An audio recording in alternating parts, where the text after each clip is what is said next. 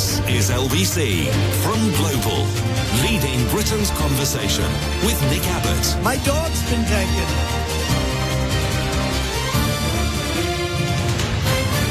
They're eating the people that live there. And this is what's happening in our country. It's a total disgrace. Why is Keir Starmer going all the way to America to have a brief 5-minute chat with the President of the United States of America? That's mystifying to me. I mean, they said that their meeting is going to be 45 minutes long. The flight is like 5 times that long. Why is he going all the way over there just to catch up for... And it's not going to be 45 minutes because the first 15 minutes will be like shuffling into the room because President Biden will be late. And then there will be some confusion as to who Keir Starmer is. It's Sir Keir Starmer, Mr. President. He's gone skiing? No, Sir Keir. He's the President of Great Britain. Oh, Britainland, yeah, I saw that in Disney World. I didn't think much of it. What's the point of going all the way there just to have a chat for what is going to be about 15 minutes long? And then there's the handshake and the photo call, and about 5 minutes later, Biden will have forgotten all about it. Just pick up the phone, Skier. Amid ideal, cold and clear conditions last night, dazzling hues of pink and green from the Northern Lights delighted sky gazers across the UK, including as far south as Sussex, wherever that is. The phenomenon is known as the Aurora Borealis and has been flagged by the Met Office as potentially being visible across Scotland, Northern Ireland, and Northern England in the first half of this evening. That's the Aurora Borealis, not the Roaring Borealis. That is seen everywhere except Clacton. Nigel Farage is not fit and proper to be in government. Forecasters predict the Northern Lights will again be visible on Friday night, that is tonight, but the showing will be weaker than Thursday. Typical. I missed David Gilmour out of Pink Floyd because I picked the wrong bar in Hove to have a drink in last week, and now I've missed this. Damn it! The activity will be continuing throughout this evening, and there's a chance of seeing it, said an expert. There's another chance to see the lights on Friday into Saturday, but at the moment it's looking as though it's going to be weaker than Thursdays, said a spokesmodel out of the Met Office. Aurora displays occur when charged particles collide with gases in the Earth's atmosphere around the magnetic poles. As they collide, light is emitted at various wavelengths, creating colourful displays in the sky. Groovy. They're red and yellow and pink and green, purple and orange and blue. I can sing a rainbow. Boo! Sing a rainbow. Boo! Sing a rainbow too. Boo! That's a rainbow-free zone, this. Lefty woke hippie. Meanwhile, a mountaintop collapsed into the sea in Greenland, causing a mega tsunami. A tsunami as tall as a skyscraper, which shook the Earth for 9 days straight. Did you hear about this? The Earth moved, but not for the reason that you were hoping. A mountaintop collapsed into the sea in Greenland and caused a mega tsunami, 650 feet tall. What? Yeah. A tsunami 650 feet tall swept through an area that is commonly used by cruise ships. Had one been sailing through at the time, it could have led to tragedy. When the feeling's gone and you can't go on, it's tragedy. Rock and roll! The seismic activity was caused by this mountaintop crashing into the sea, and it lasted over a week. The Earth shook for a week. And it destabilised enough ice and rock to fill 10,000 Olympic swimming pools. And it's all thanks to climate change. Thank you! As rising global temperatures continue to melt Earth's polar regions, destructive landslides like this one could become more common, which is terrifying unless you don't believe in science, in which case your ignorance will protect you. Meanwhile, global warming seems to have missed this country entirely, like some intercontinental meteorological joke.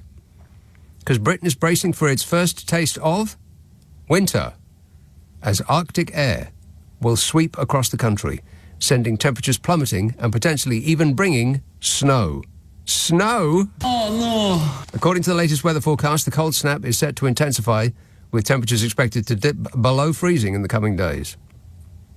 I can't stand it. Where may I register my complaint? The Arctic blast will grip much of the UK, and snow is expected as early as Tuesday, September the 24th. Areas around Inverness and Aberdeen could see snow on higher ground, with temperatures falling to below zero overnight. But more immediately, tomorrow, warmer for everybody than of late, and dry for England and Wales and sunny spells. Cloudier for Northern Ireland and Scotland, with rain in the far northwest. Well, one particular spot in the northwest, I bet. I could check on that while you wait. Aha! It's raining at the moment in Glasgow. Can you believe that? Yes. It will be raining tomorrow and raining on Sunday, and... Oh, what? Not raining on Tuesday, Wednesday or Thursday. In fact, it's going to be sunny on Tuesday, Wednesday and Thursday in Glasgow, and Friday, and Saturday, and Sunday. Good grief! That is, that's an error. But normal service will be resumed on Monday the 23rd, when it will be raining. On Tuesday the 24th it will be raining. On Wednesday it will be raining. And Thursday it will be raining. And pretty much every day for the rest of your lives, I bet. Never mind, eh? Would you like to hear the long-range forecast for the next 4 weeks? No. Right. Next 2 weeks, fine and dry with spells of sunshine for most. Mostly. Daytime temperatures above average with cool nights. Yowza. Not that kind of cool. And then, the first 2 weeks of October. Yeah. October. Let that sink in. It's practically Jesus' birthday already. Periods of wet, unsettled weather for the first 2 weeks of October, broken up by spells of more settled, drier weather. Temperatures are most likely to be close to or slightly above average. Temperatures are likely to be close to or slightly above average? We'll take it. Here is a very important call, a very keen caller, moreover, in Deal in Kent, called Alan. Alan. Good evening, Nick. Yes, Alan. Yes. Wow, this show's just come to a screeching halt. Yes, sir. Hello, about the Aurora. Apparently, they've been investigating the core of the planet. The core of the planet. And they found a giant torus that circles the core that actually causes the magnetic field that creates the Aurora. What's a torus? It's like a donut, mate. They've discovered a big donut in the middle of the Earth. Yeah, around the core of the Earth, yeah. Right. And they've also found the remains of the planet that banged into us that knocked the moon off. It's bloody amazing. Anyway. Yeah, anyway. It is amazing, yeah. A donut, you say? Well, that's just a scientific fact. We only deal in facts on this show. Appreciate that, Alan. Thanks very much. Darrell in Hove says, it's truly heartening to see the strong leadership of Skier, who has remained resolute in really sticking it to those pesky pensioners in the face of fierce opposition from most woke activist Tory MPs. Darrell in Hove. See, I don't think I want to be reminded of Hove ever again for the rest of my life, because I was in Hove on the night that Dave Gilmour, out of Pink Floyd, just showed up in the audience of a pub and got his guitar out and sang Wish You Were Here. Rock and roll! Crying out loud. I was right there. I probably walked past the front of that establishment and didn't bother to go in. But you know me, I never complain. Stop whining. This says, what do you think of Trump's performance as a petulant child? Kamala just blew him out of the water. Well, there's so much to unpick there. I think that everybody's done that already, haven't they? I mean, I'm a bit late to the game to unpick that lot, but she must have practiced her looks, by which I mean the way that she arranged her face while he was speaking. Because she looked at him like he was a little kid, like a petulant child. Like a child who was throwing a tantrum, who she was just going to let scream himself out and then send him to bed without any supper.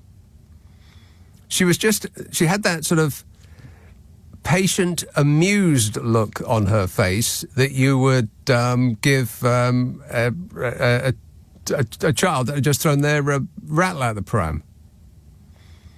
Someone who was squeaming and squeaming and squeaming till they were thick. So I think that's the part that she won, really, because you're looking at her while he's speaking, and she just got this look on her face that was like, Yeah, that's more like it. Not It's more like like that. Which must have been practiced. I mean, it can't have come naturally. Donald Trump didn't practice at all, though, of course. He thought, I've got this.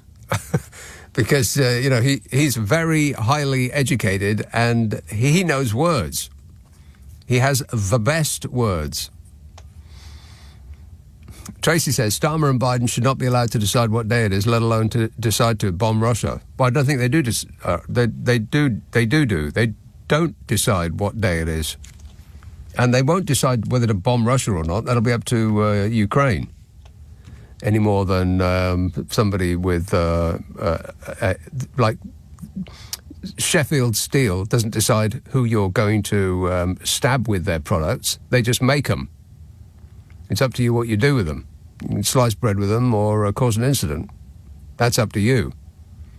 But Vladimir Putin is very, very upset, and I'll get to that in a while as well, because it could affect us in a very personal and meaningful way. Martin says, I watched the best stand-up comedy routine in the early hours of Wednesday. Donnie is an unconscious comedy genius. When he came out with eating the dogs and the cats, I couldn't breathe. Yeah, that was funny too. To me, too. Can't wait for the next one, he said. Operation Big Dog needs to come back. There probably isn't going to be a next one, although he came out of it saying, I won that by a huge number. It was 97-3. It was 80-20. It was 73-27. All of these people are coming up to me with numbers, and they're saying, sir, you did a fantastic job. I said, thank you. And then he said, I'm not going to do another one, because he won the first one so big. He won it bigly.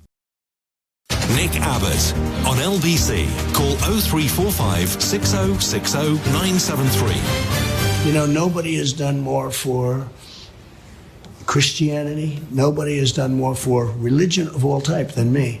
Yes, Jesus with his finger in the air. This text says, good evening, Nick. There is a phenomenon here in Brazil, like a former UK MP. It is cold, grey and unwanted. I have named it smoggy rain. I don't know anything. Cold, grey and unwanted. That's about right, yeah. OK, Vladimir Putin. Let's deal with him straight away. Russia's former president and close ally of Vlad the Insaner has threatened to sink Britain under a tidal wave from its hypersonic missiles, while accusing Foreign Secretary David Lammy of lying about long-term support for Ukraine. This is not the first time they've threatened to do this. This is a thing. Sink Britain. It sounds like the sort of thing that James Bond would save us from.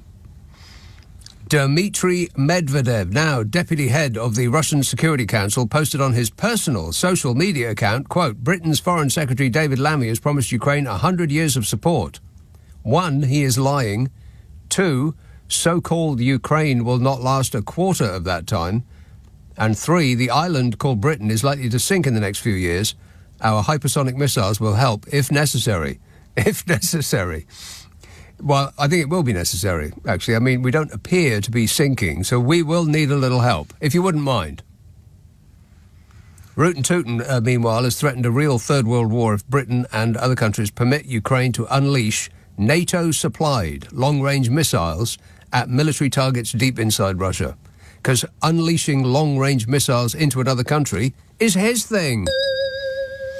Putin's defence minister claimed in China that NATO is preparing troops to fight in Ukraine, despite there being zero evidence of that. But, you know, we're not about facts anymore, baby. We're about feelings, comrade. Putin delivered another threat late on Thursday. Hang on a minute. Still got a little bit of a throb in the throat. Whatever that was that I caught about, 3 months ago now? Don't catch it. That's my recommendation. Swerve it if you see it coming your way. Rootin' Tootin' delivered another threat late on Thursday, declaring that giving Ukraine permission to use Western long-range missiles to hit targets in Russia would be tantamount to an act of war by NATO states. He says this is their direct participation, and this already, of course, significantly changes the very essence, the very nature of the conflict, said Vladimir Putin. He said it will mean that NATO countries, the United States, European countries are at war with Russia, and if this is the case then, bearing in mind the change in the very essence of the conflict, we will make the appropriate decision based on the threats that will be posed to us. Just a moment to admire the eloquence of the man. Because I've thought this before. I mean, you know, leaving apart the dictator, murderer, insanity stuff, he has got away with words. Unlike his best buddy in the whole world. Who doesn't? I'm very highly educated. I know words. I have the best words. I mean, listen to this sentence. And if this is the case, if NATO countries are at war with Russia, then, bearing in mind the change in the very essence of the conflict, we will make the appropriate decision based on the threats that will be posed to us, said Vladimir Putin. And Donald Trump would have said in the same place, they'll die like dogs. He's a very, very smart... Trust me, I'm a smart person. If Ukraine's Western allies lift the ban on firing our weapons into Russia, Kyiv's soldiers will soon be able to strike Russian military assets as deep as 300 kilometres inside Russia, however far that is, in His Majesty's miles. With the likes of the US ATACMS, ATACMS and Anglo-French Storm Shadow missiles, a capability that would significantly impact the course of the conflict. And about how long would Russia last in a war with the French and the Americans? I mean, a matter of seconds, about as long as it takes this to chime. About that long. I mean, us Brits would do our bit, of course, but we got a note from the doctors saying that our warships are sinking, our submarines are kaput, we don't have anywhere at sea to land our jets, and we haven't got any bullets. But we can say mean things about him on Twitter, so there's that. Oh, fabulous. Josie says, hi Nick, I enjoyed the Trump programme earlier this week, was tickled when ex-security advisor John Bolton said that Trump had an infinite attention span when the topic was Trump, but only had the attention span of a fruit fly on anything else. He also said that every time Trump opens his mouth, he spews out lies. Was surprised to see how a number of Christian groups are on Trump's side. Well, Trump says he's found God.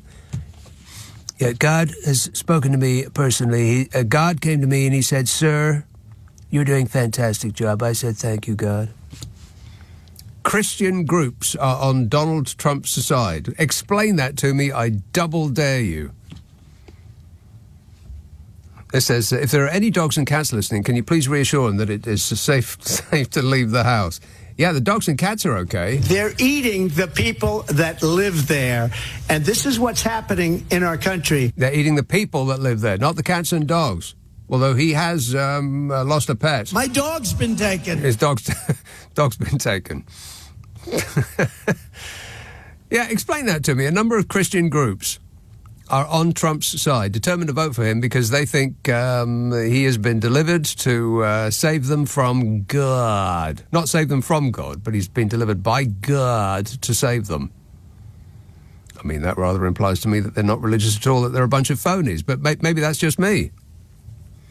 Could be wrong about that. I'm going to look into that very strongly. Mary says, hi, Nick, I hear Charlie Mullins is leaving the country. Bye-bye. Yeah, so sorry to see you go. The Guardian said, it better, though. However will we cope? Yeah, that was a funny column from Marina Hyde or Hind? Hyde, I think. It's Chrissy Hind, Marina Hyde, wrote in the Guardian about that issue.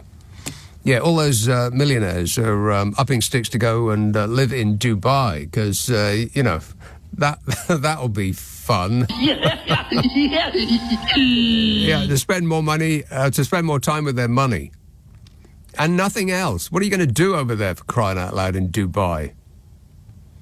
He's patriotically leaving the country to avoid paying what a reasonable person in the street might assume was his fair share.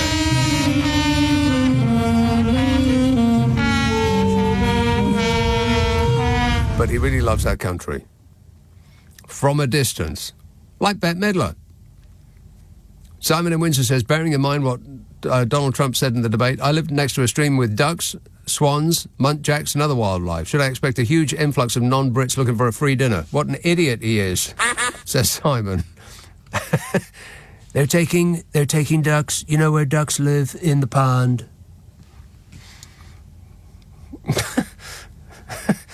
I mean, it's just so extraordinary. And you see the polls, and they're neck and neck. That's just absolutely mystifying to me and most Brits.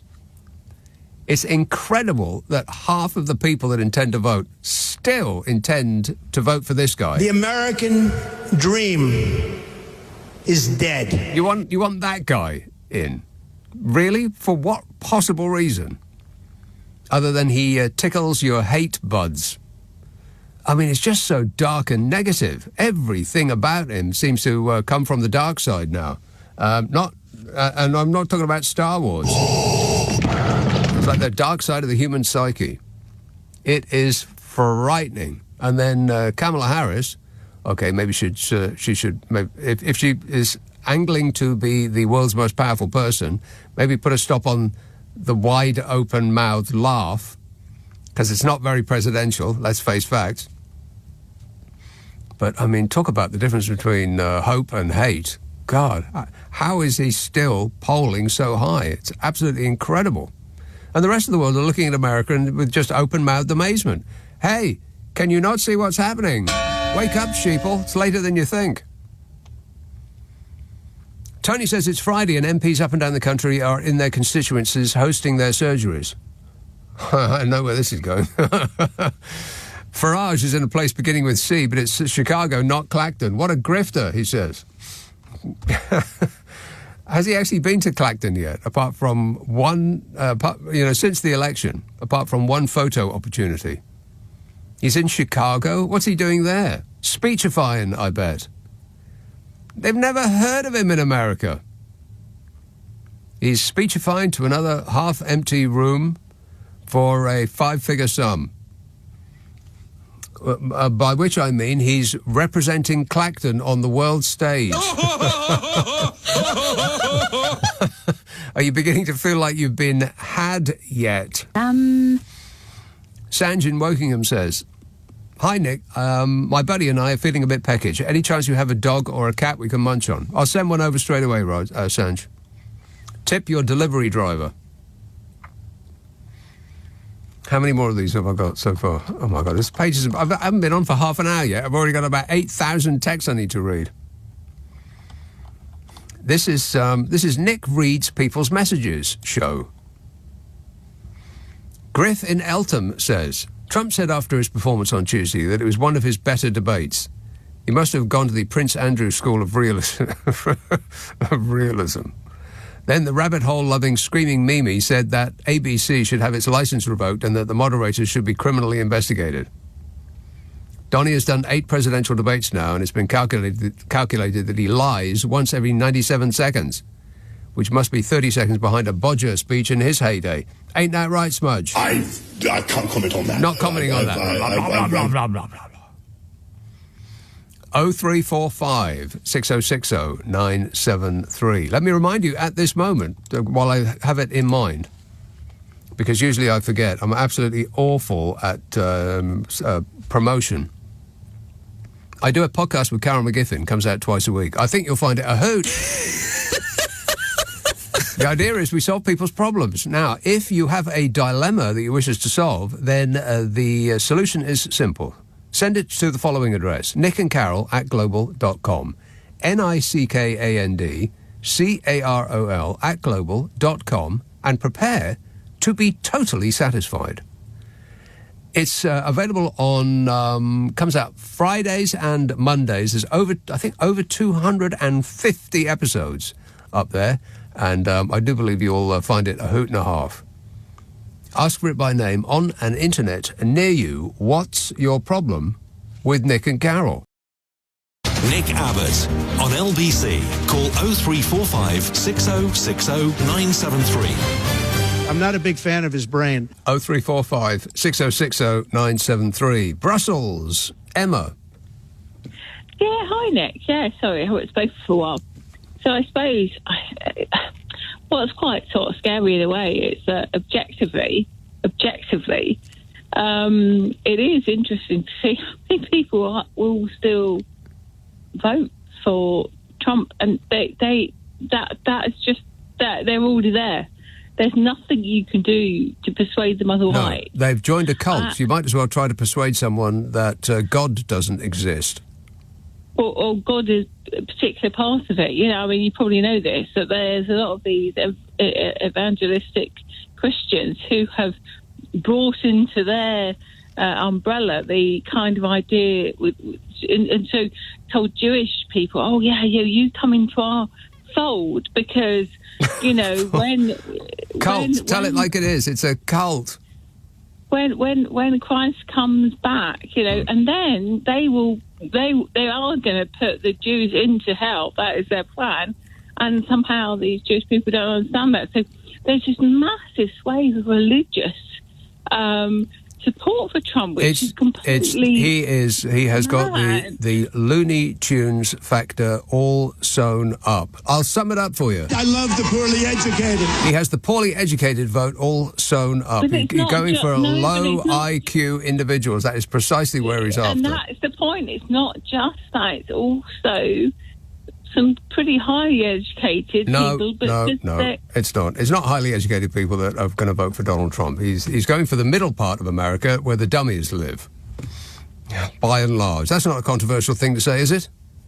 What do you think, Kanye? Whoop-dee-dee scoop poop. I couldn't have put it better myself. Thanks a lot, Emma. This says, I was just about to put some milk in my evening tea when I checked the sell-by date on the bottle and it said the 8th of September. When I sniffed, it smelt really off. Thanks a lot, Meghan Markle. Don't you ever take any time off? And Tessa says, I blame the Arctic blast and all the unusual weather phenomena, including these resulting landslides, on Meghan Markle. That's 2 in a row on the Nikki Abbott show. Let's have, let's see now. East Yorkshire, hello, Mike. Hi, Nick. Yes, Biden and Skier in a second. But Agent Orange, isn't he touchy when anyone brings up anything about his rallies?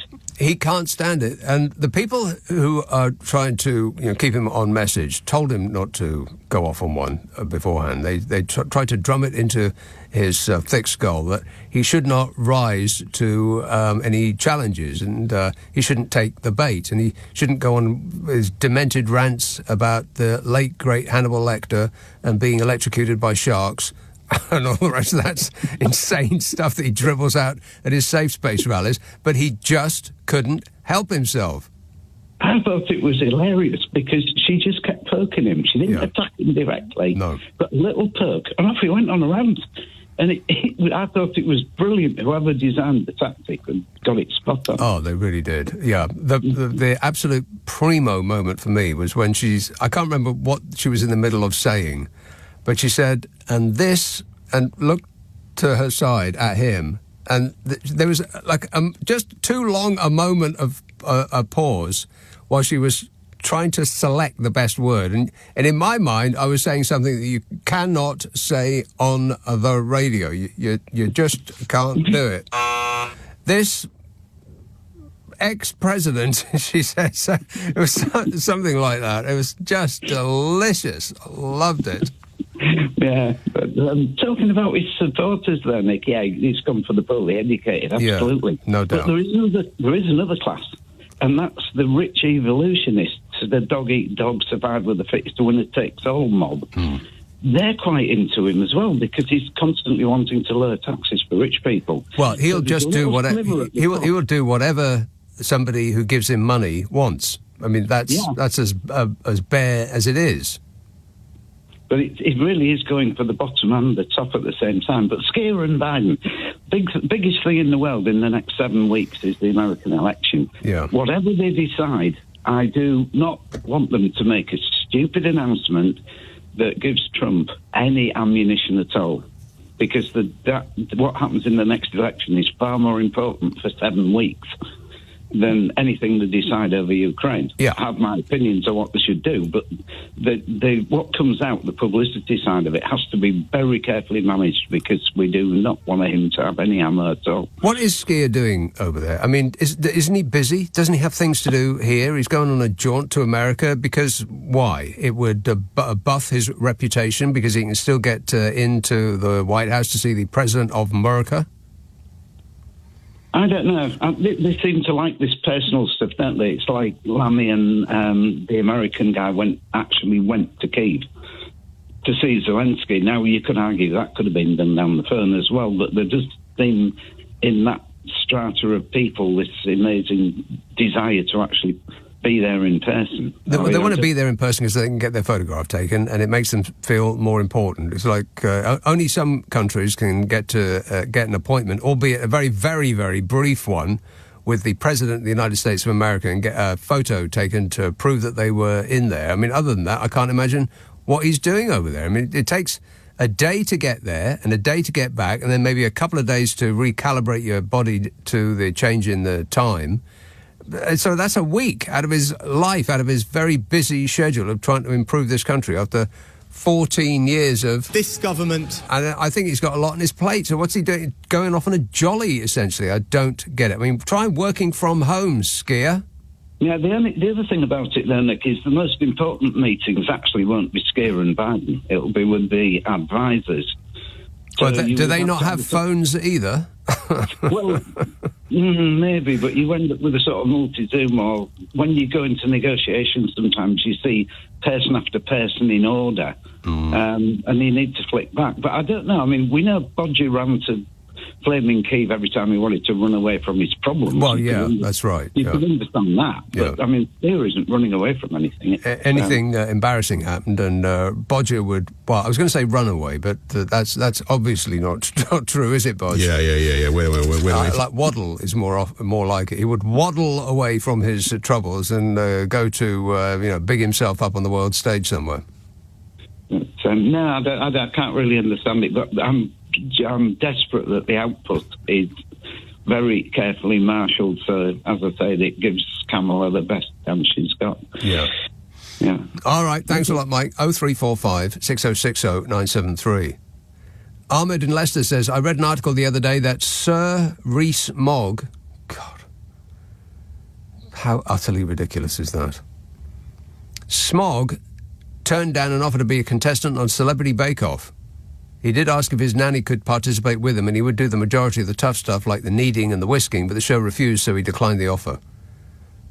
Wait, the show refused, so he declined the offer. Right, oh, OK, they refused to let him bring his support woman along with him. Yeah, plus, I mean, he wouldn't have rolled his sleeves up, would he? He wouldn't want the world to see those toothpick arms, and so there's the possibility that whoever eats the stuff that he would have produced would break a tooth on a cufflink that he had dropped into the current bun mix.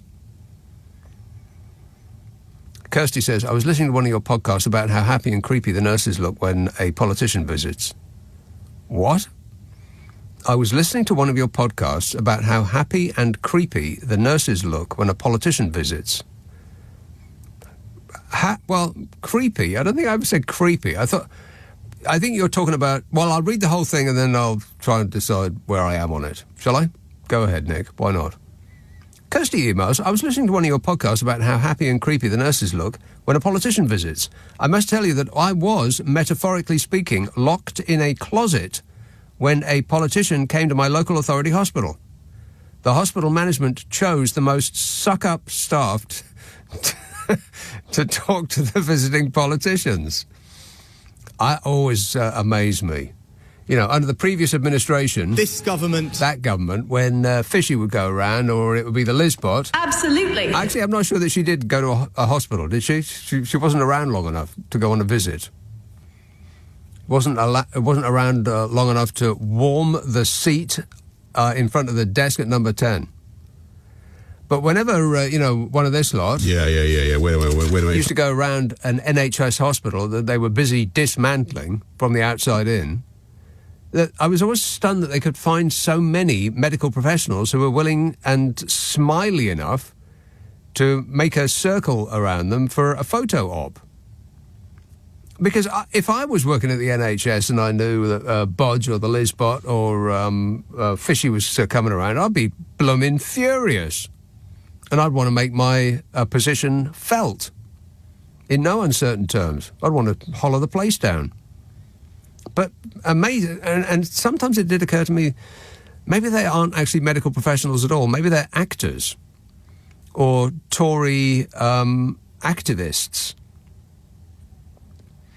I could not figure out how they could find so many of them that could that arrange their face into something that looked like a smile in the presence of the very people that were ruining their lives. Mystifying. You can call me Mr. Fide. Stamford, Connecticut. Hello, Martin. Hello, Nick. I unfortunately have to assure you that in this country, bigotry and intelligence are not mutually exclusive. I've worked in about 10 companies in this country at a fairly high level, and I would suggest that at least 70% of the executives I've had to work with will be going out to vote for Trump. They don't give a damn, ultimately. So that they care about money and they care about exercising their bigotry just like anybody else. It's really quite shocking. Yeah, the money part is the key to it. I mean, he's gone for the dingling vote, the very, very low IQ. I mean, this is me saying it. He says the true stuff out loud. You know, he mixes it in with all the lies, but when he tells you the true stuff, believe him. I love the poorly educated. I love the poorly educated, he said to a crowd of poorly educated people, and they whooped and cheered like he was complimenting them. And then he he's very transactional. If you give me $1 million, then I'll give you anything you like if I become the president. Yep. I was going to say I live in the most educated state in the country, and it's shocking how many people here are supporters of him at a high level in all of the companies I've worked at. It is astonishing. I mean, it really is. At what point do they back away from the darkness? I mean, it's the difference between Trump now and Kamala Harris is light and dark. I mean, it really is that simple. Trump speaks, and it's all... The American dream is dead. It's a nightmare. And Kamala Harris speaks, and it's as though the light has been turned on.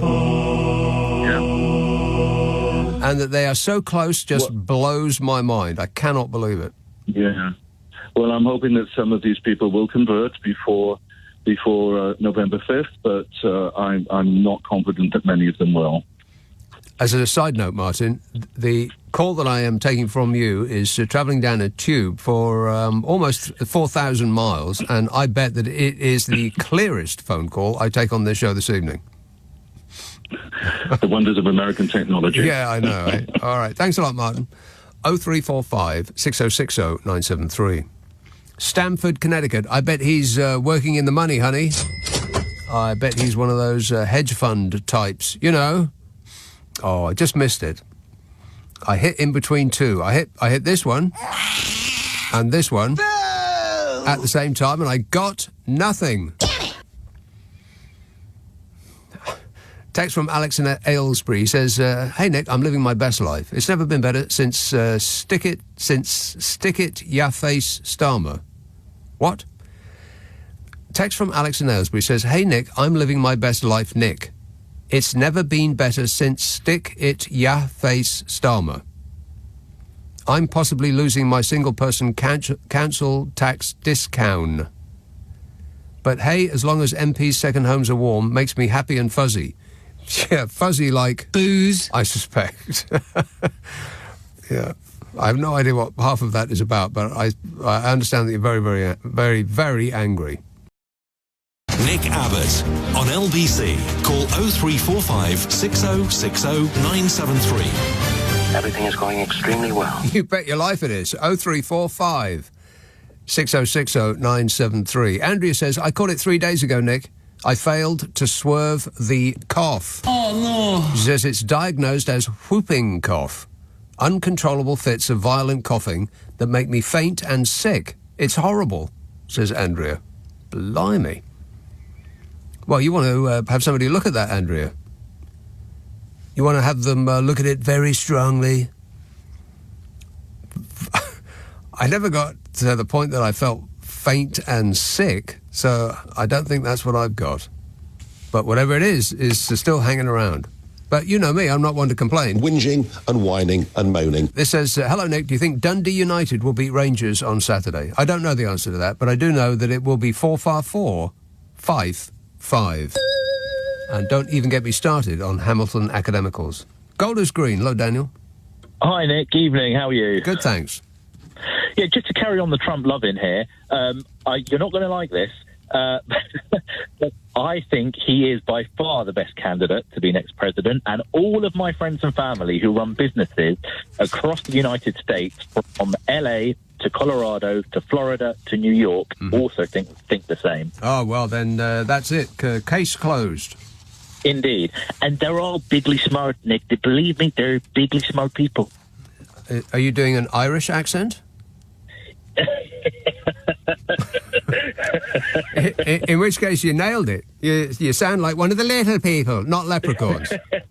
Well, apart from eating the dogs, apart from when they're eating all the dogs, they're bigly smart. No, they are, Nick. I mean, look, Nick, the people that I know in America, when they were running their businesses, 2016, 2020, they were flying. They were absolutely flying, and they said businesses were thriving, people were doing well. Yeah. There weren't these tent cities of homelessness on the streets right across America.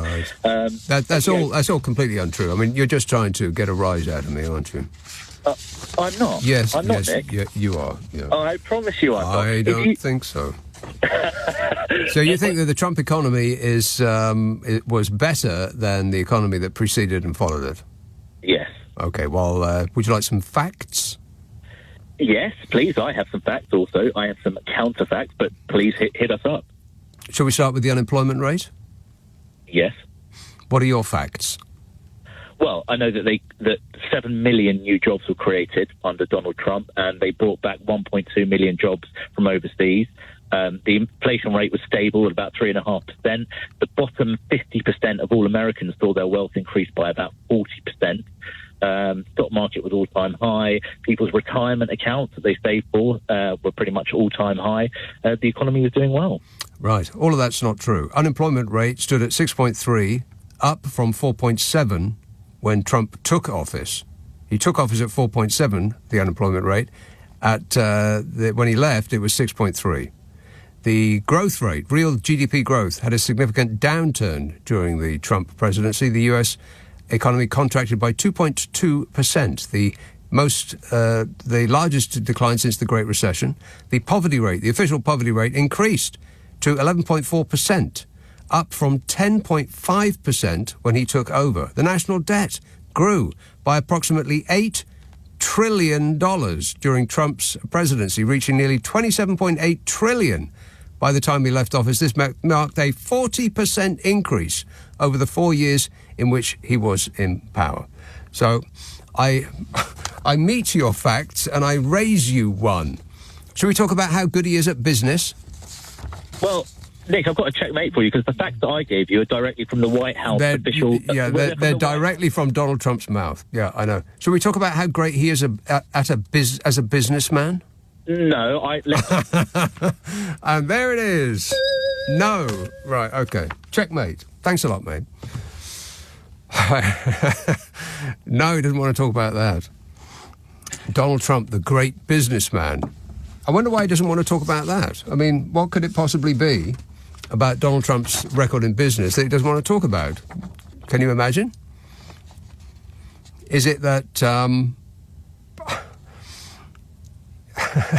I mean, I could read the whole list, but I've only got a brief 3-hour show. So these are the businesses that he ran that have folded for one reason or another. Trump Taj Mahal went bankrupt. Trump Plaza Hotel and Casino went bankrupt. He couldn't run a casino where people literally walk through the door and pour their money into the machines. The Plaza Hotel went bankrupt. The Trump Castle Hotel and Casino went bankrupt. Trump Hotels and Casino Resorts went bankrupt. Trump Entertainment Resorts, bankrupt. Trump Vodka, discontinued. Trump Steaks, discontinued. Trump Ice, discontinued. Trump Magazine, closed. Trump Mortgage, closed. Trump Airlines. He took an airline that had been running for 27 years, put his name on it, and it closed within 3 years. Trump University, closed for fraud. Trump Foundation, closed for fraud. The Trump Organization was fined $355 million for fraud. Stormy Daniels, Trump claims he didn't have sex with her, paid out $130,000 to prevent allegations from becoming public. The allegations went public, so he paid $130,000 and he got nothing for it. Trump Media and Technology Group, worthless after peaking above $70 a share. He got his dingling fans to buy into his Truth Social media account, and they lost all their money. So sad. And he lost almost 3 million American jobs, the most job losses since Herbert Hoover. And other than that, I really haven't got the time or the patience. Yeah, he was a great president. Yeah, sure. Okay. Angus says, could you tell us could you, Nick, or any of your listeners tell me which of the best words highly educated Trump has he used during his debate this week? Good grief, it's not me, is it? It's the way these things are written. A little bit of editing, perhaps. Read through them before you put them on my screen, please. Pretty please, with sugar on top. Let's have Merthyr Tydfil. Hello, Jeff. Hi, Nick. It's the Abbot. How are you getting on, boy? All right. Are you inundated with flies? Not at this present moment. Because no. there is a place, I think it's near where you live, called, now I'm going to try and pronounce it. Don't be offended. Is it Betis? BETWS or something like that? W in Welsh is pronounced ooh. Think of Ebu Vale. Right. Okay. But they're in the news they're in the news for having. But there's Betsy Coed. So isn't that the same spelling? Or does it change if there's a word that comes after it? Anyway, never mind. Betis Acoed is in North Wales. Exactly as I just said. Yeah. Exactly. In the news, there's a report in Betis that they're inundated with flies. Did you read about that? Yes, and they try. It's a seasonal thing, apparently, in a very localised area. They're not quite sure what the species is, but it seems to have come in. It's sort of a bloom then of flies. It's inundated everything, and nobody seems to know where it's come from or what the origins are or what the species is. That is really bizarre. I thought it was just house flies, and I thought that it was so bad there that they couldn't open their windows. They couldn't open their windows. They couldn't leave food out. Restaurants are closing because nobody wants to eat, but surrounded by a cloud of flies, and nobody knows where they've come from. It's just absolutely extraordinary. It certainly is. And there must be some sort of hole there, and people are looking into it. Yeah. I think the hole has opened up into hell, and that's the first thing that's coming out.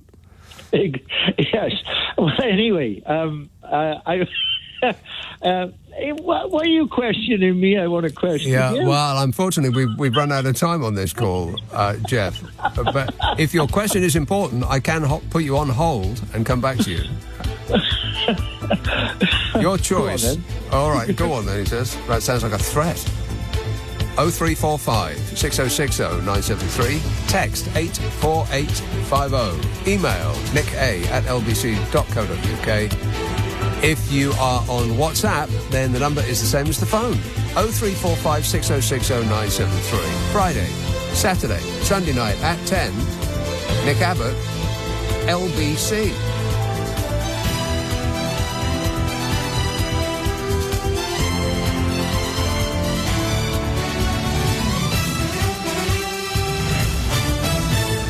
On your radio, on Global Player, and Play LBC. Leading Britain's conversation. This is LBC.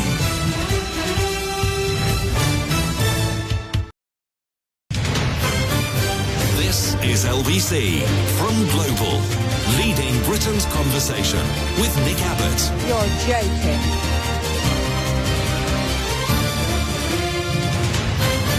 You know, some whack job can say this stuff and get away with it? OK, let's go back to Bertha Tidville and speak to this person who's been hanging on the line like Blondie. Jeff. Listen, when Ukraine invaded, when Ukraine was invaded, right, just about afterwards, I remember phoning up Matt Fry on a Saturday morning and saying, give them what they wanted. Which was F-16s, the planes, right, and battle tanks, and there was shock. There was all surprised. Oh, there's a guy down in Bertha Tidwell wants to start Third World War. And since then, Nick, we've given them battle tanks, and Putin has said, I'm going to press the button, the nuclear button. Then we've given them F-16s, and he's going to press the button again. Yeah, this is the red line on the floor. Don't you even dare cross that, said Vladimir Putin. And we hopped straight over it, and he said, OK, here's another line. Don't you think about crossing this one. And we're getting another red line. And this one is about these missiles that can go 300 miles in direction. It's not going to change the war, but what... And I just listened to the news because you made me hang on, right? And on that, and that guy... You say that like it's a bad thing. And that guy said, timidity costs lives. Yes. And you can't go into a fight if you're not going to give it all you got before you start. I agree. If they'd done this 2.5 years ago, then they wouldn't be in the position we're in now. Why didn't you call me, by the way? Because I was on the air for about 28 days straight. I started a really long... it must have been 2 weeks. I was filling in for 2 weeks, which means I'm on the air for 10, 12, 13, 14, 15, like 17 nights in a row. And my first night was when it all kicked off.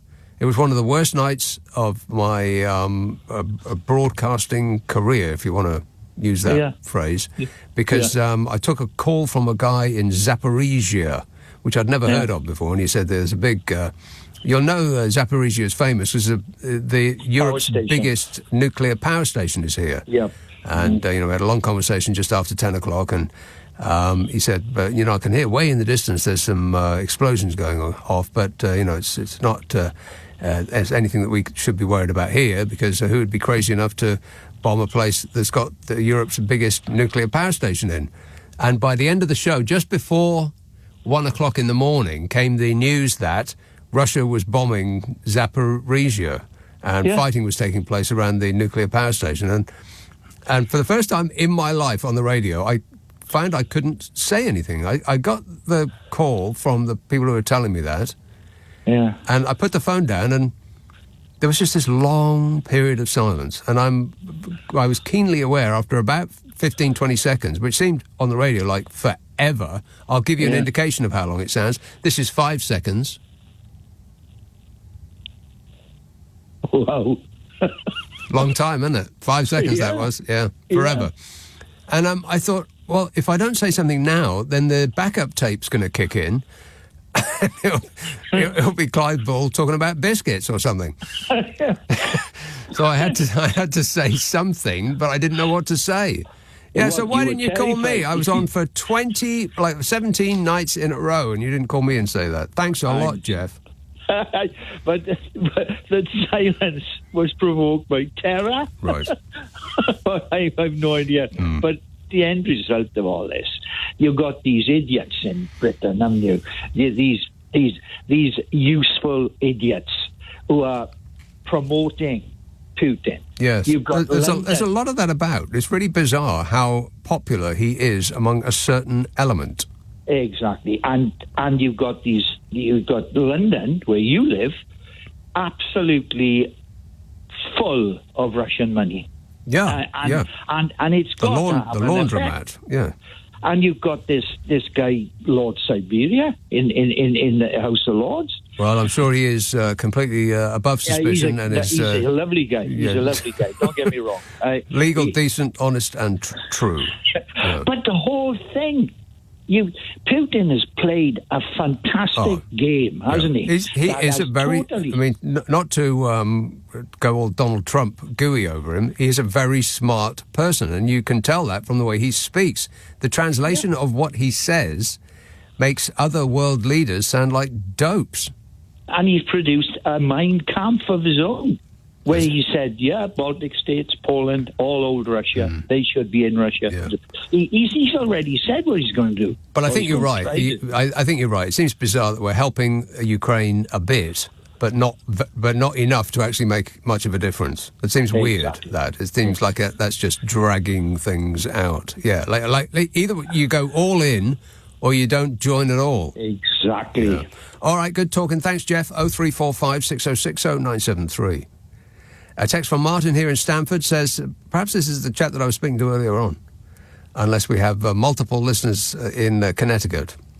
It says, given that religion is based on lies, and given that fools and liars propagate it, it's no surprise that religious folk would be drawn to Donald Trump. That's not a controversial thing to say, is it? Let's have, let me see now. Luton, John. Hi, yeah, I think I talked to you before about this when I actually said I think there's a cultish element to do with Donald Trump, and you corrected me quickly and said he is a cult. Yeah, he is a cult. Yeah, he's a cult leader, and I mean I'm a Christian, but English Christians are miles apart to Americans. So I have two leaders from Anglican churches go over there where they're taught to discuss and debate things. But even talking about Trump over there, they came back really depressed because they said, going to the church, it's not a church. It's basically allegiance to a cult leader. Yes, exactly right. It's unthinkable to discuss whether Kamala Harris might have some angles which are beneficial or good. For example, one thing is there's one thing that could lose him Trump the election, and that's women voters. Yes. Women voters have been proven to be, and he's got to try to win them back, which is going to be interesting. But he said, he said he came back one time, American, European. He said if he loses the election, don't think that's going to be the end of it. It's going to be. God, no. He said, we better start praying then. What I saw today, absolutely. And I don't think you're comparing like with like. I mean, ordinary Christians in this country are not like evangelicals in America. It's completely different. They're not, I mean, they don't appear to believe in Jesus. I mean, they might use his name a lot, but they don't act in a way that makes it appear as though they agree with anything he ever said or did. The evangelicals in America. No, but they've got a group called Evangelicals for the Democrats, for Harris. That started up in America. It's got a few number, but they've already had death threats. Oh, yeah, of course they have. Numbers, I mean, it's absolutely horrific. I mean, my friend was just saying to me, you wouldn't believe it's just literally. He said, how can I understand this? He said it's a bit like Northern Ireland at the worst time in the Troubles. You're either Catholic or you're a loyalist. Yeah. And there's no kind of blending or considering. And no facts or no persuasion. Nothing's going to make the slightest bit of difference. The one thing that I can remember that Donald Trump did say that was absolutely true was, I could shoot somebody on Fifth Avenue and I wouldn't lose a single vote, is what he said. So he understands who he's appealing to. He knows precisely what he's doing. It's just that the dinglings that he's attracting don't quite get it. They don't. They just believe the sheen. They see the surface, and it's absolutely extraordinary to me that they don't see what's behind it, even though it's not actually being hidden from them. Well, true. If he came out of Springfield in Ohio, that famous place where they eat cats and dogs, and he came out saying, I've actually seen Kamala Harris coming out of McDonald's with a dog sandwich, eating a dog, a barbecued dog. I guarantee you that the Republicans will say, yeah, it's got to be true, and the other thing is really disturbing. He genuinely believe he's divinely appointed from God. Yes. I've heard this constantly in the church. Mm-hmm. I said, shut up, stop saying that. We've got no evidence. It's not in the Bible. No. He's there to defeat the eagle, Harrison, whatever. He has shown that he is worthy of God's trust because he is a flawed man and he has repented and seen the light. Yeah, stuff like that. And the last people that believed in America, there was a guy who took a load of American families over to a place, come in South America somewhere, and they all drank this poison. Oh, yeah, the Kool-Aid. Yeah, the Kool-Aid. Yeah, Kool-Aid, that's right. And Trump is a bit like that. He said, if you drink this, please believe me, you'll get to heaven, and they'll do it. I mean, women may save the world because women hate Donald Trump by and large like poison. And I read that in America, women are much more likely to vote, to actually get out and vote, because it's much more difficult to do that in America than it is here. I mean, you might have to travel tens, if not hundreds of miles to your local polling station, and then you might have to stand in the baking heat or the freezing cold for hours and hours and hours. Yeah. And it's on a work day, so if you're poor, you're disinclined to take a day off from work because you're going to lose the money, and they just make it as difficult as they possibly can. And but women are more persuaded that it's in their duty to do that than men are, and so women could swing it for us. Yeah, and they've voted, but they've already started postal voting now. So they've already, that's right. Already started. So how many women are already saying they've already voted? So, but I don't know. The trouble in America is such an unstable place. I think it's. I said to these two guys, I said we'd never like to live in America. It's just like you can't actually discuss anything without being shot, without being shouted in a church. In a church. No, it's actually blasphemy not to vote for Trump. That's right. That's horrific. Yeah. They'll say, you're not from around these parts, are you, boy? Yeah, don't even think about it, John. Thanks for that. Abbott on LBC. Call 0345 6060 973. I just want to tell you all how happy I am to be back in the studio, making a picture again. 0345 6060 973. This text says, sadly for all the Trump knockers, he is correct about the incidents of dog and cat eating. Try researching rather than mocking. Researching? You mean looking for stories on the internet that somebody has typed into their laptop in their underwear in their parents' basement? That sort of research.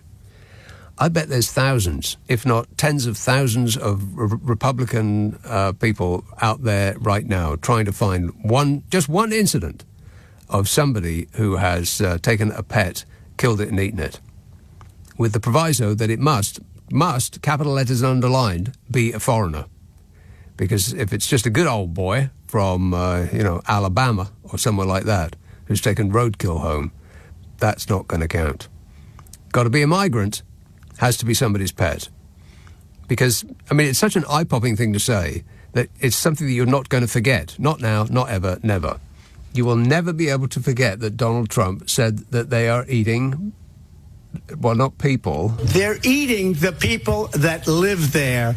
And this is what's happening in our country. Okay, that's a mashup. He didn't actually say that, but he did say... My dog's been taken. They're out there right now. I bet there's an army of people out there right now trying to find evidence, just any sliver of evidence that backs that up, because it won't be forgotten. People will keep questioning him about that, and he's not going to back down, ever. Not now, never going to back down. He'll never take that back. So they're going to have to find some evidence of it happening. So just keep that in mind when they do come up with some, because they will make it their mission in life to come up with an example. And if they can't come up with an example, then my guess is that they will make one up. Cornwall, Malcolm. Oh, hello, Nick. Malcolm. A couple of things before we move on. Couple of three things. Yeah, the boy Jeff from Merthyr, he said it was probably a Betws Acoed. Well, that's in North Wales, Betws Acoed. Betws Acoed, yeah. Yeah, the flight thing. It's actually in Betws, which is only It's only 25 miles from Jeff. Right. That's why I thought that he might know that, because I knew it was in the south of Wales, and that Betsy Cohen was in the north of Wales. I just didn't know how to pronounce one or the other. Well, when you said Betus, because like Jeff said, the W is oo. Ooh. So like school is a double O. Yeah. This is Betus. Right. Betsacoid or Betus. But anyway, so that's not far from Jeff, actually. Yes, that's really bizarre, that story about the flies. I mean, it must be absolutely awful. People can't open their windows and they can't put food out because the flies are on it immediately.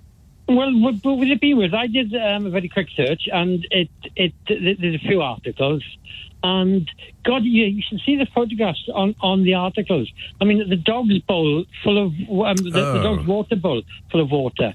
One of these sticky fly traps that hangs from the ceiling, literally black, because the whole thing is covered with flies. But I mean, people saying you can't even open the doors and windows. Yeah, like restaurants are going out of business because nobody wants to go in and eat surrounded by a cloud of flies. That must be awful. A couple of things really brief before I make my main point. Yeah. Skier has just been on Sky News, and you know there's a spot at the back of the White House where they come down a little bit of a sloping, windy little bit of driveway to the cameras. Yes. And he emphasised that he was there on the invitation of Joe Biden.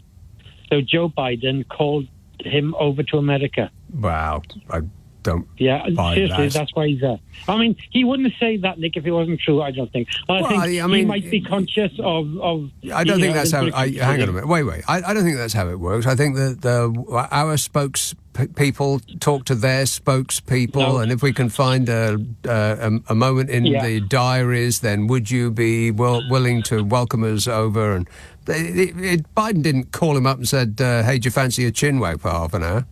But look, seriously, I honestly believe that Starmer winning the election was quite big news in the Democratic half of America, because they want their foothold back into Europe through Britain. No, I don't which believe is what that. they used to have. No, I don't believe that. Well, I do, because I'm 64, your age, a few months older than you, so, you know, with age comes wisdom.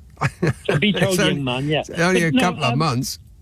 No, but seriously, and I think that, and you'll be aware that Starmer's team have been in America. They were there for the Democratic conference, and Starmer's team are over there advising Kamala Harris's team on strategy, and the Bing so we're led to believe. Yeah, but I find it hard to credit that the Democrats wouldn't have all of the requisite knowledge that they need in order to run an election campaign. But look, moving on, ask your able colleague there to get you up the newspaper headlines, because there's one from the Tories, and this is the reason I rang you for. It's a hunch I've got, and it's by the man Cleverly, who is fighting to be the Tory leader. And I think it's on the inside pages, but it's a piece he's written to whichever rag it is. No. And the headline is, speaking about the Tories, he's saying, we are not moany, angry or grumpy. But listen, that's the reason I rang you and asked your able assistant, because you confirm this. It's striking to me how the pattern in America is moving exactly the same as it did here. You had the Tories a year inward towards the election. They were so cocky and arrogant, we're going to win, the polls are wrong, this, that and the other. And then as the election approached, they got grumpier and grumpier and grumpier. And in the end, they were downright nasty, I thought. And exactly the same thing is happening with the Republicans in America as we're approaching their election. Now, this week is a perfect example of the debate the other night. I watched it. And the panels went on for about an hour or two afterwards. I also watched them at about 4 or 5 in the morning. Blimey. And it was really striking, Nick. The Dems obviously are all smiles, but the Republicans are getting really, really vicious, I tell you. Yeah. They're very, very angry because they can see the prize slipping away from them, despite all that money that they've spent, and assuming that they had it in the bag when it was Donald Trump against old Joe, and now it's old Trump against young Kamala. That's exactly the same as it was here, because that's how it seemed to me to pan out here. And I thought it was fun. I mean, after the last 9 years, from Brexit through to now. I mean, the last 6 months have been absolute heaven, haven't they? Let's be honest about it. Well, I don't know. I mean, speaking professionally, I find it a little bit hard to actually know where to start attacking because, with the Tories, it was easy because absolutely every single one of them was a gargoyle. Yeah. Wait a minute. And they were replacing a worse one with every move they made. And it was just like one clown show after the next. So it was a piece of cake, really. And in America, of course, Trump, you don't need to write the comedy. You just need to say exactly the words as he's spoken them. But with this lot, I've got no idea where to start with this lot. And neither would Kamala Harris really offer up much material. I tell you what, the other thing was, you were spot on recently with your summation of where you think things are going to be after the election and in the run-up to the inauguration. You said there's going to be very little coming from Trump and his people this time, MAGA, because he's got his hands literally on no levers of power because he's out. Well, that's not true, though. I may have got, if that's what I said, I may have got that wrong, because what they've done is they've all right, you finish yours.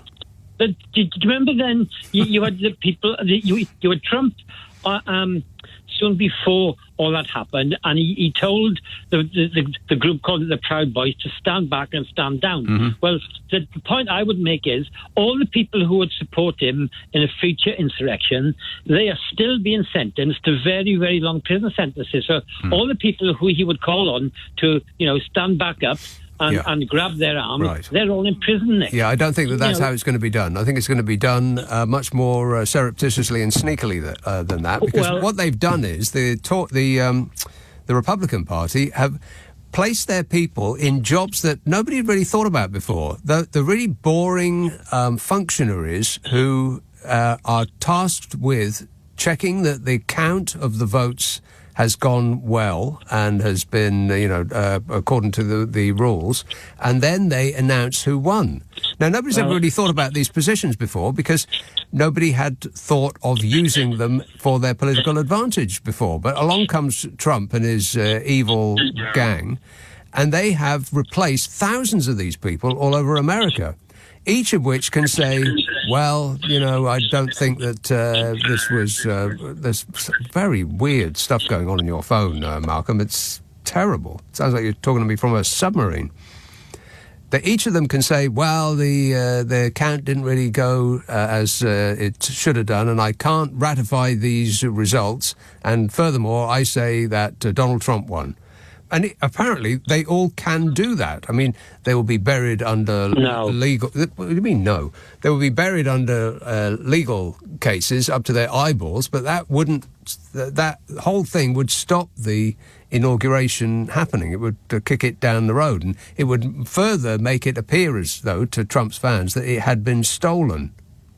No, again, Nick, I honestly, I hate arguing with my friend, but you had Biden in the White House and in the Department of Justice running it for the last 4 years. So I think all legal aspects, courts, judges, everything will be well primed before the election, and certainly January the 20th or 6th, isn't it, or thereabouts for the verification of the college vote. So no, I think Biden and the authorities will have it all sewn up, and he's on the outside. The people with the guns he could send to the Capitol, they're all behind bars with the leadership of all of them. That's not how it's going to be done. I think it will be done legally, and it will be done sneakily, as I've just described. And also the courts. You have to remember who makes up the courts in all of the in all of the states. They're by a large measure elected. And who's elected them to be there? And look at the Supreme Court, for instance. The final arbiters, the Supreme Court, are in Donald Trump's pocket. Well, the courts, Nick, and election officials, they're elected on cycles, like the Congress, the House, and the Senate. Well, the Supreme Court is forever. Yes, I'm not about the Supreme Court. That's the final adjudicate, right? Right, all exactly. of these things will be sorted long before they get to the Supreme Court. And the point is, I think Biden has had 3 years, and he's appointed a heck of a lot of judges, Nick, more than you'd think in America. That's one thing I have been watching, because I am keen on American politics, as you are. But Biden he's appointed an awful lot of judges, and he's had some hassle recently with Republicans trying to reject some of his picks, but on the whole, he's getting an awful lot of judges through. So I don't see that as an option, Nick. All right, well, but let's find out when we get there. Hey, I don't think it's going to be smooth sailing. That's my guess. Thanks a lot, Malcolm. This is LBC with Nick Abbott. What are you talking about? I'm talking about the Tories. Here's that story that chap was talking about. James cleverly says he wants to tackle the view that being a Conservative means that you are necessarily angry or moany. The Shadow Home Secretary argued Conservative politicians need to change the way they are perceived in order to persuade new voters to the party. Well, you change the way you're perceived by changing the way you act. We haven't got it wrong that you are angry and moany as a party. It's us observing that you are angry and moany. And we've been observing you for a good long while, 14 blooming years. Speaking to some podcast, cleverly outlined how he wanted to break an artificial perception that sees Conservatives as negative. Well, why would anybody have the perception that Conservatives are negative unless they're negative? He says, I want to break this artificial perception that being Conservative means you are angry or negative or moany or grumpy. But why would people have the perception that they are angry, negative, moany or grumpy unless they had observed them being angry, negative, moany and grumpy? What he's saying is it's our fault for thinking badly of them, which is the Tory party up and down, isn't it? It's our fault that we were so stupid as to vote against them. They still can't believe it. They still talk as though they have been done wrong by us. He says it just turns people off. It's running contrary to the mood of a lot of people that we need to win over, particularly younger voters.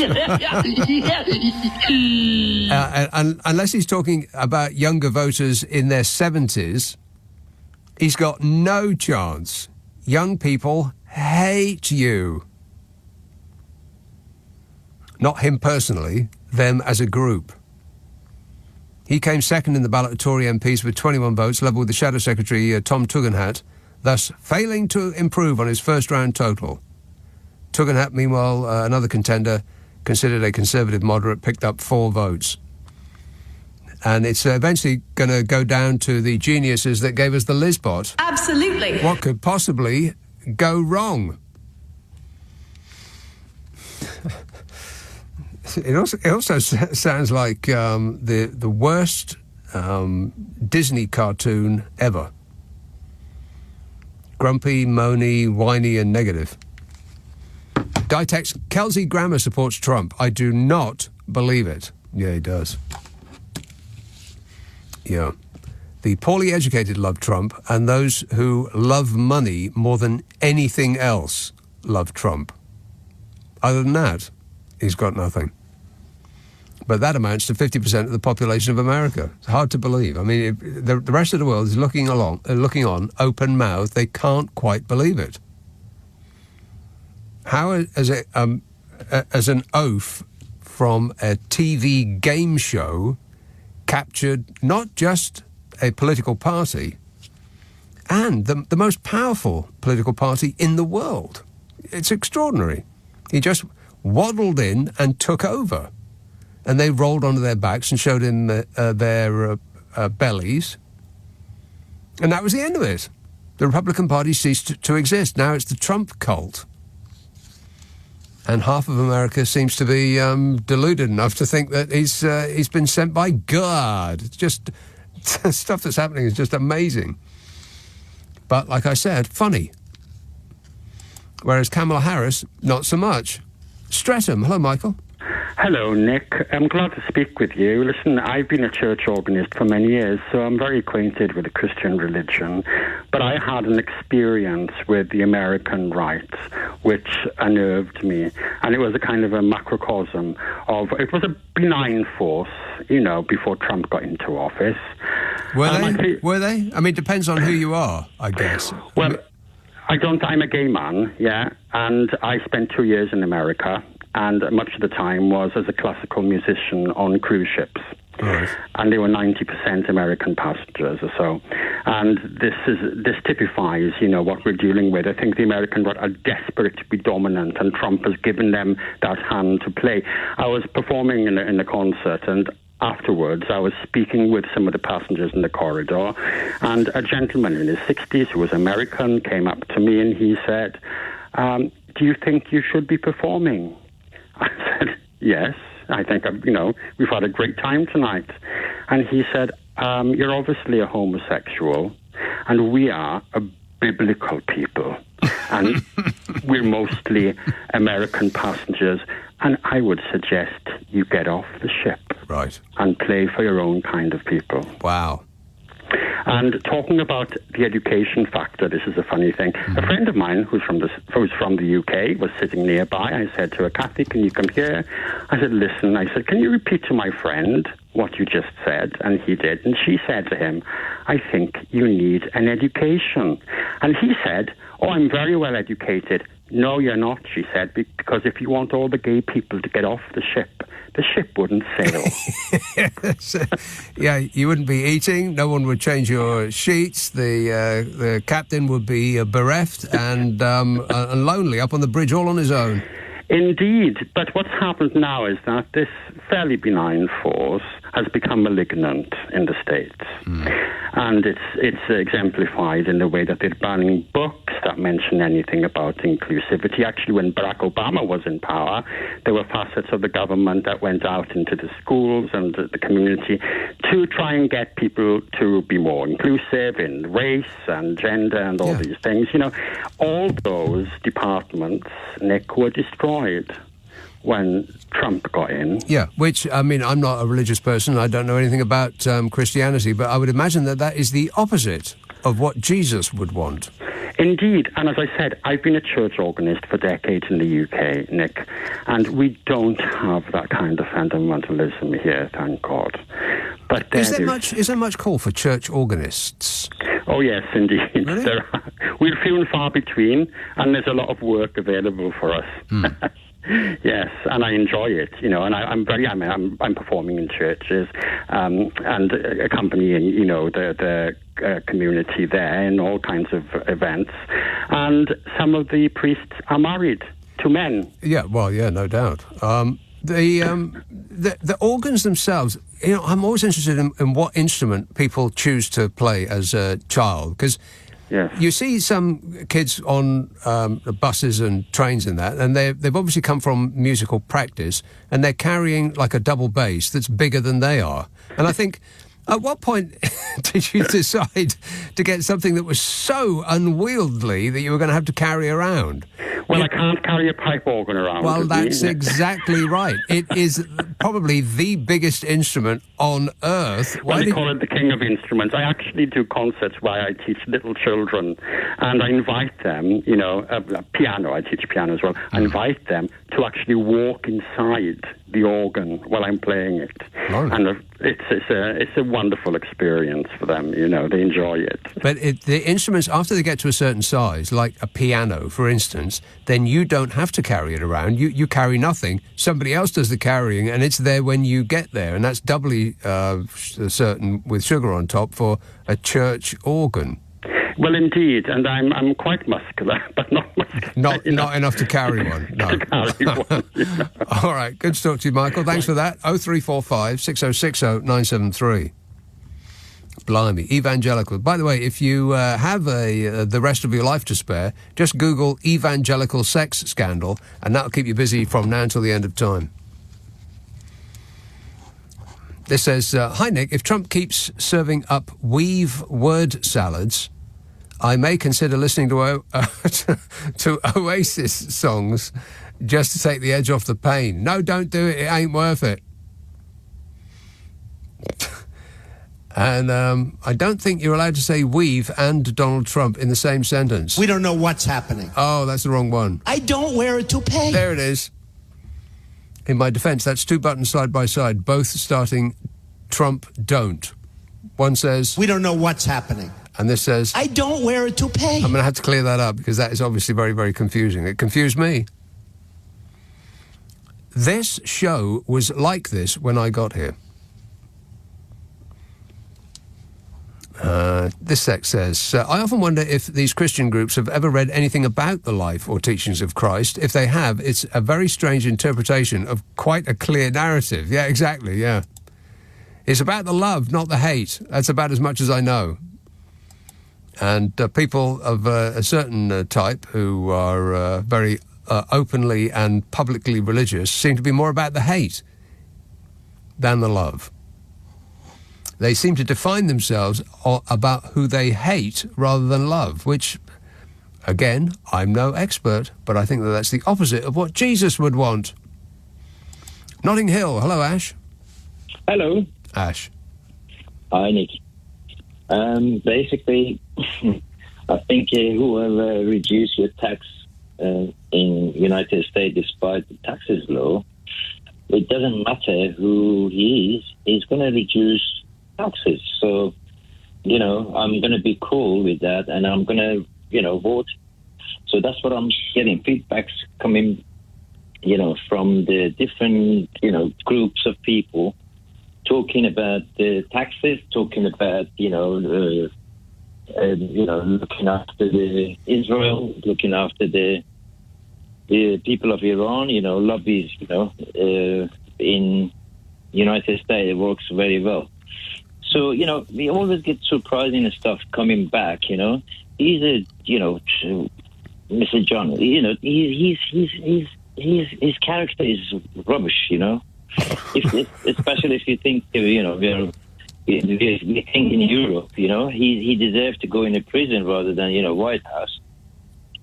But when it comes to taxes, despite they pay very little taxes, they don't care who is, Harris, who is Biden, who is, who. He's going to reduce the taxes, and the businesses are billions, 200 and something million people, and they're totally different. And if you think about it, they don't have an NHS, broken NHS, they don't have to just think it is, it's free at the point of use, and then, just 2 years queuing. They just want taxes reduced. They don't want to, just the things, it's not going to happen. They just want he's done before. Right. Okay. So you're saying that they're voting for Donald Trump because they want lower taxes. Lower taxes, yeah. Even the woman, I've heard it. Just no doubt about it. And then they don't care as to me, got paid. Who's moral? What's the moral? Who's moral doesn't make sense in there. Well, if you are proclaiming that you are a religious person, then I think some sort of morality has to come alongside that. And if you are an amoral person, then you can't also say that you are, a Christian. I don't think. I mean, the two don't sit well together with me. And as for lower taxes, well, Donald Trump instigated something like $1 trillion worth of tax cuts, but you only noticed if you already were awash with cash. So you're talking about the middle class and the working class. Well, Donald Trump didn't do anything for them when he was in office, and it seems vanishingly unlikely he's going to do anything for them if he wins another time. And taxes pay for things. People complain about paying taxes all the time. We got supposedly patriotic millionaires making a big show of leaving. I mean, they don't just leave, they make a big show of it. They want interviews and they want magazine articles written about them, and they want to go on television programs and tell us how patriotic they are, and they're leaving because of taxes. Well, taxes pay for things. Taxes pay for an ordered society. Taxes pay for the streetlights to go on. They pay for the roads to get fixed. They pay for the NHS. Now, even if you are super rich and you don't use the NHS, The people who work for you and make the money that you cream off use the NHS. And so without it, you wouldn't be as rich as you are. And you can go through the whole of society and say the same. And here's the key. The World Happiness Index comes out once a year. Now, you might think that that's just an example of silliness and statisticians wasting their time on that nonsense. But what is life if it is not for the pursuit and the enjoyment of as much happiness as you possibly can? Because otherwise, what's the point? I mean, there is no other point. We're not all marching to a single goal. We have an allotted brief period on this earth, and then that's it. And nobody sits on their deathbed thinking, gosh, I wish the tax rate had gone down when I was 40. No one does. They think, I wish I'd had more fun. I wish I'd done more things. I wish I'd enjoyed myself more. I wish I'd had more friends, more sex, all of these other things that has nothing to do with tax and money. And the countries that always top the World Happiness Index are the countries that take a considerably larger percentage of their citizens' earnings in tax than do Americans. And Americans are always way down the list, and so are we. And the countries that are at the top, it's the usual suspects. It's the ones that spread the wealth about a bit. Denmark, Sweden, Finland, you know, those people. The perfect blonde people. And they're happy because there's not such a massive difference between the richest and the poorest, so that and their citizens don't feel as though they're just one tiny mistake away from living on the streets, which is certainly the case in America, and it is here too, but not necessarily in the land of the perfect blonde people. So you can spend the whole of your life yearning for an extra few pence, with which you'll probably just fritter it away on, I don't know, comics and sweets or upgrades to an iPhone or whatever it might be. Or you could choose to have a happier, more contented and safe and considered life. Select. This is LBC. This is LBC with Nick Abbott. Right, so what are we doing? We're doing a radio show, Given. Keep up. 0345 6060 973. Let's have a caller in Canada. Maria, Montreal. Oh, hi, Nick. I'm a big fan. Thanks. I'm calling related to immigrants eating pets. Yeah. I moved to London in 2007 from Canada. Mm-hmm. And in the first days, I had a real estate agent, an English woman, really nice actually, who was showing me around to rent a flat. Mm-hmm. And while she was showing me around, she said she was really upset because Polish people are coming in droves, and they are eating the swans in the London parks. Polish people are coming in droves, and they're eating the swans. In the English parks, right. In the English parks, yeah. And I'm actually Eastern European. She didn't realize that because, in spite of my in-your-face accent, she's because I was moving from Canada. She didn't realize that. And I lived in London for 10 years, and then a few years into my stay there, Romanians started to come in large numbers. Yeah. And I heard that Romanians are eating the swans. They're eating our swans too. Whatever was left over from that, the masses of Polish people coming in. Yeah. Yeah. So this is not new. What Trump is doing is not new. Yeah. It's old as immigration. Right. So I think... I do remember something like that. Yeah. I do recall the eating the swans thing. Yeah. Did you take that flat? No. No, right. I didn't. Good choice, yeah. But not because of that. No, okay.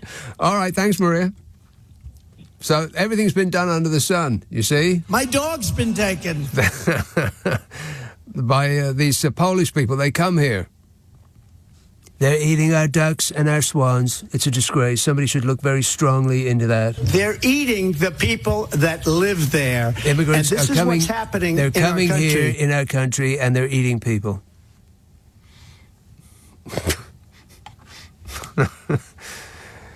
Yeah, the only person that's allowed to eat a swan is His Majesty. And if His Majesty had eaten a swan, nobody would have said a blind word about it. They'd have said, oh, well, that's a very good choice for a starter, Your Majesty. How did it taste? 0345 6060 973.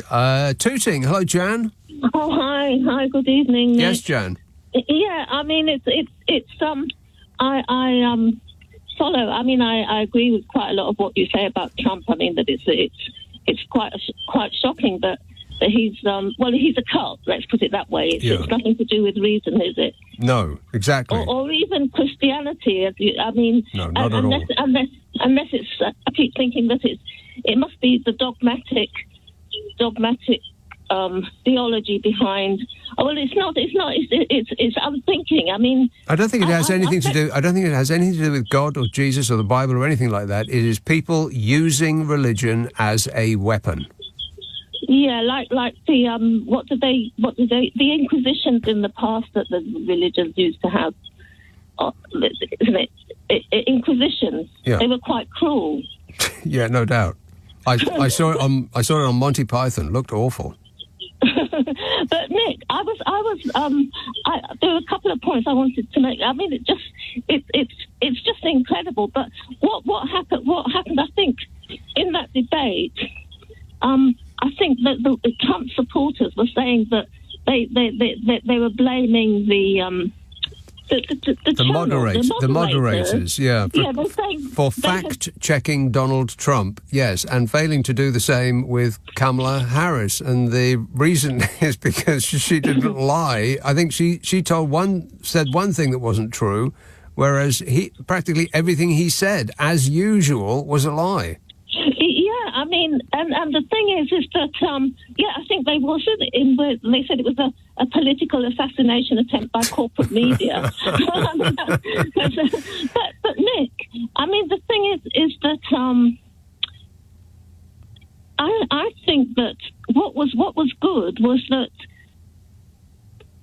how Taylor Swift acted quite quickly. No, because she's got something like she found that there was some AI post put out that she was a Trump supporter. Well, and so Donald Trump put out on his Truth Social media site. I know. Talk about gaslighting. I know. Post-truth society we're in. Precisely. He put out fake adverts that said that that Taylor Swift had endorsed him, and he's still doing it, by the way. After Taylor Swift came out and said, "I endorsed Kamala Harris," which is not a surprise because she went Democrat last time. She's pretty much too young and smart to vote Republican. She's rich enough, but she's too young and smart. And he's doing it again. There are AI adverts that Trump's pushing out that still say that Taylor Swift is endorsing him. Yeah, but that's exactly what he does. He never takes anything back. If he's found out and is shown to be a liar, and the evidence is presented to his face, he will just repeat the lie, but louder. And he knows he knows precisely what he's doing, because he said this before. He said, "Don't ever take it back. Just if you keep saying it over and over again, then eventually people will believe you, or enough people will believe you."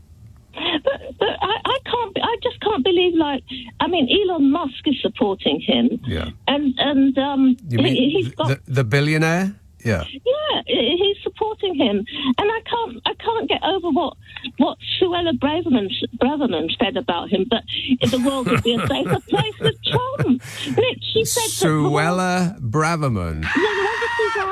Yeah, no wonder she's out of it, because I can't believe she publicly said that the world would be a safer place with Trump. Well, I think that it's a pretty safe bet that whatever Suella Braverman says, then just immediately think the opposite, and you'll do just fine. But Nick, Am I still? Can I still say something? Or? Well, you've got about 10 seconds. Go. Oh, no, all right. I'll leave it till another time. You can't stand the pressure. All right. Imagine how I feel. Thanks a lot, Jan. 0345 6060 973. Hey, I want to talk about the possibility of taking the phones out of the kids' hands, which the government is seriously considering doing. How well do you think that's going to go? On your radio, on Global Player, and Play LBC. leading Britain's conversation. This is LBC.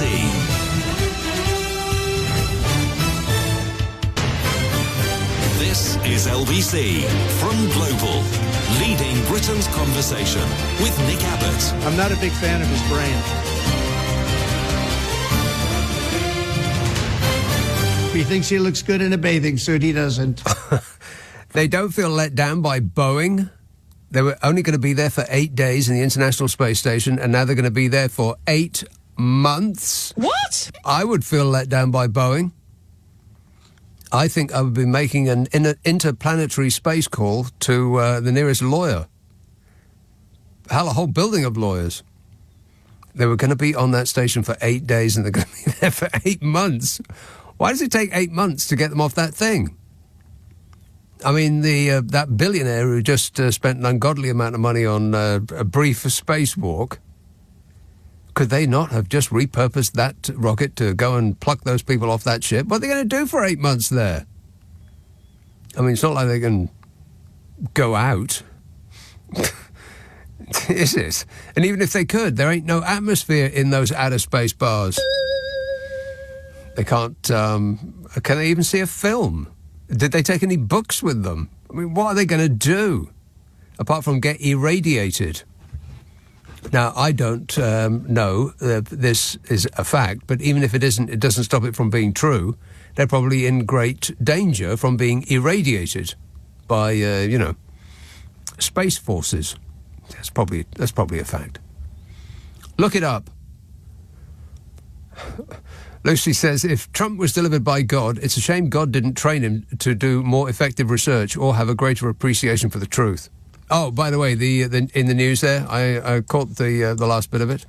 The Jesus Army, really? I rest my case. Oldbury, Ranjit. Hi, mate. Now, I have a bone to pick with you, Ranjit. Go on. I heard you on somebody else's show. You've been spreading the love about. I'm going to spread the love about, man. I'm going to slowly start promoting your show on the shows as well. Right.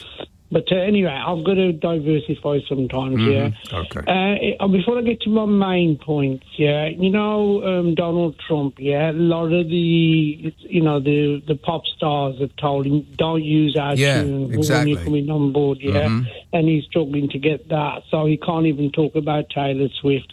Yeah. And at this point, he's got Kanye and... Whoop-dee-dee scoop poop. And, God, I've forgotten his name. Cat Scratch Fever. Ted Nugent. He's got Ted Nugent and Kanye, and that's about it. And the other one, a few years ago around where we are, we had problems. They were saying that, foreigners are eating the Canadian geese as well. Yeah. So that's an old story being recycled. Yeah, but the one serious question that or a statement I want to make to you, I listened to your show yesterday and I tried to get on, but obviously you had too many other people, regarding the National Health Service. Well, are you about to bring us down? No. I'm just going to say this is what happened, right? The Tories have been laying booby traps for them. Yeah? Yes. And if anybody from the Labour government is listening to this show, yeah, I mean, I've got an ear to one or two of the MPs, yeah. The biggest booby trap that they've laid for the Labour government is the National Health Service, right? And, we always say, they're going to call it inward investment. Mm-hmm. Okay? Now's the time where Keir Starmer is totally snookered. Yeah, he isn't going to be able to sort out the National Health Service, and he's going to be looking at some form of, like how people were, like yesterday were saying, private finance initiatives, yeah? Oh, no. He's going to be bringing in private staff or whatever to prop it up, because the thing is, if we've already done that. The NHS is run by foreign staff. Yeah, but the thing is, it'll stay free at the point of use for people like you and I. Yeah, but what will happen is, obviously, these billionaires will say, right, Mr. Starmer, you're going to buy the drugs off us. Well, they do already. No, yeah, but even more so.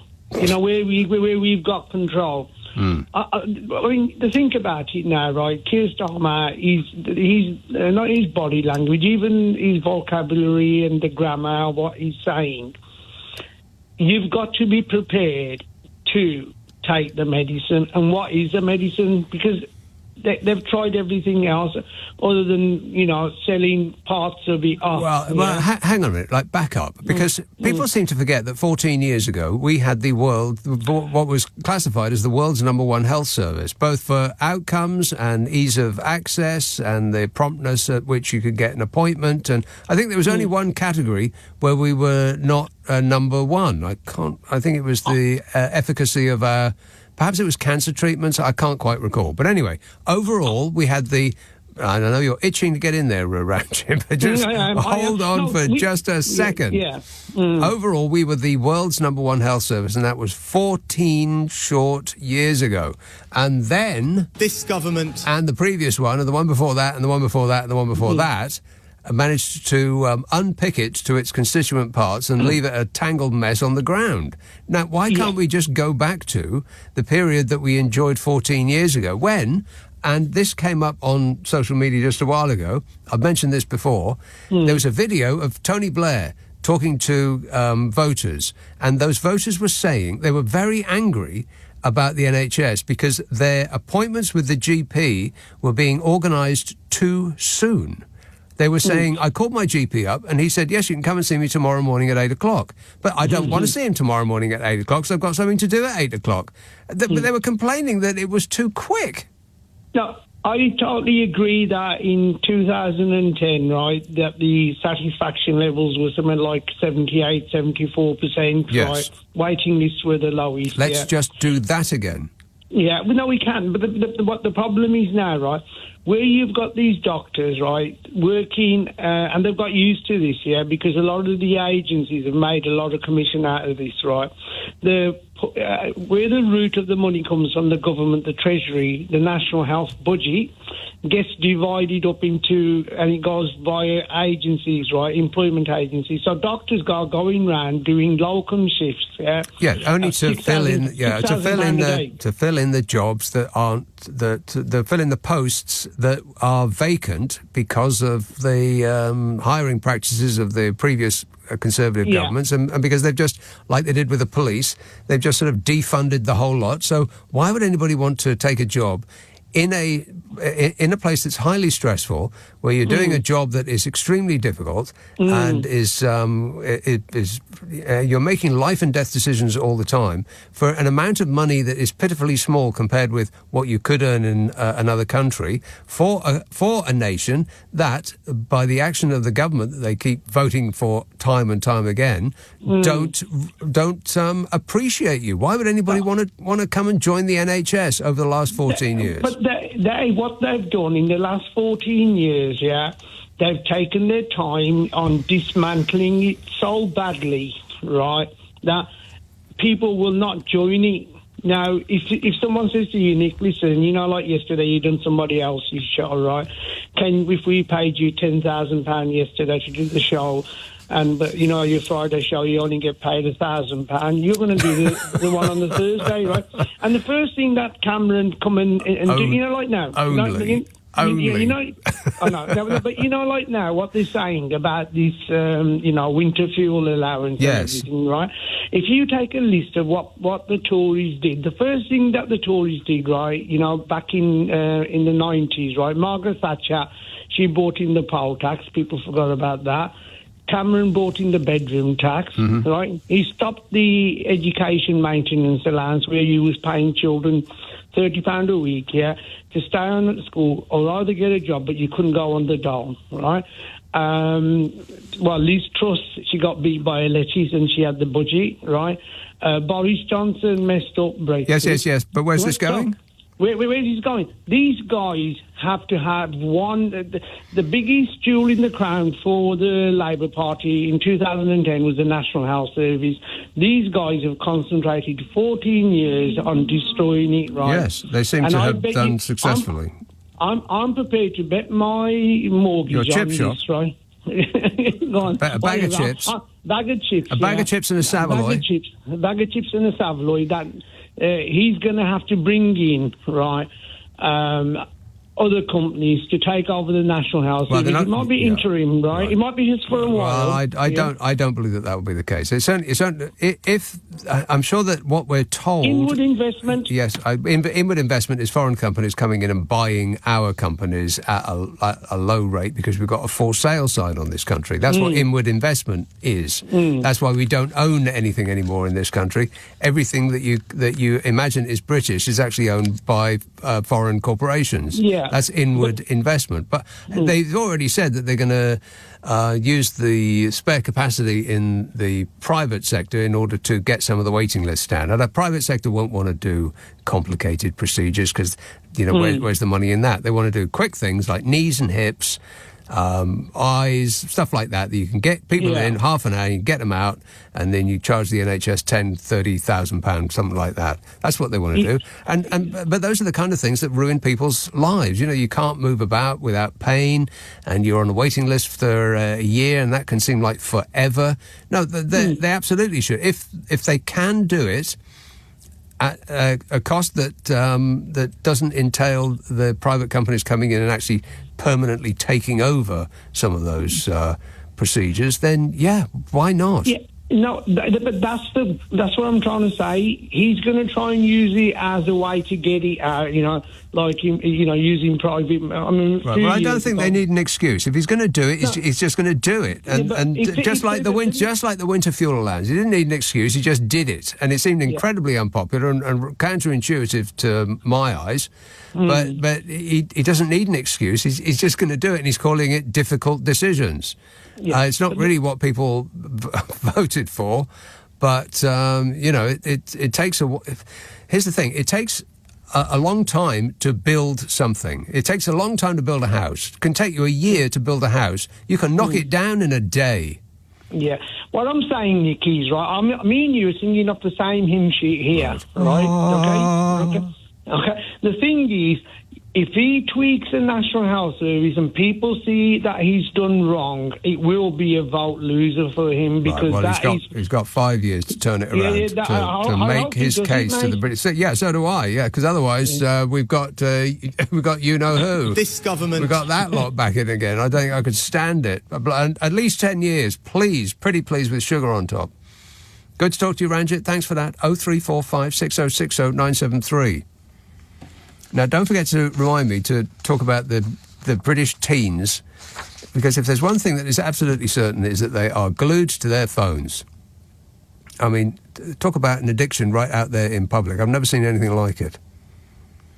Have you? Have you ever seen anything like the addiction that kids have with their phones? It's absolutely alarming.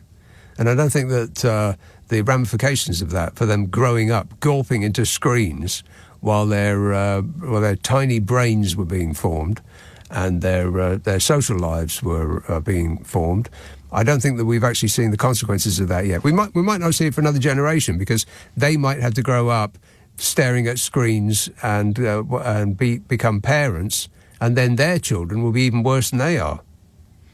But there's moves afoot to rip those phones out of those kids' hands. I just can't imagine what the reaction is going to be like. Well, actually, I can.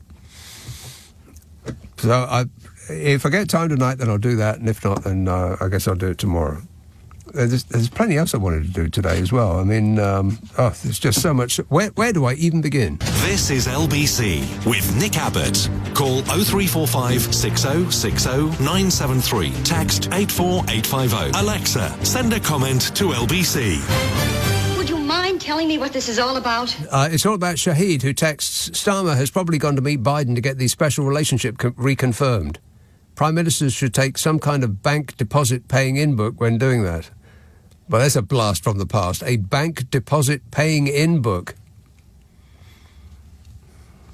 Tony, I'm talking about phones, by the way. I mean, can you remember when, in order to pay a credit card bill, you used to have to get a checkbook out? A checkbook and your checkbook card. And then, that wasn't the end of it. Kids, pay attention.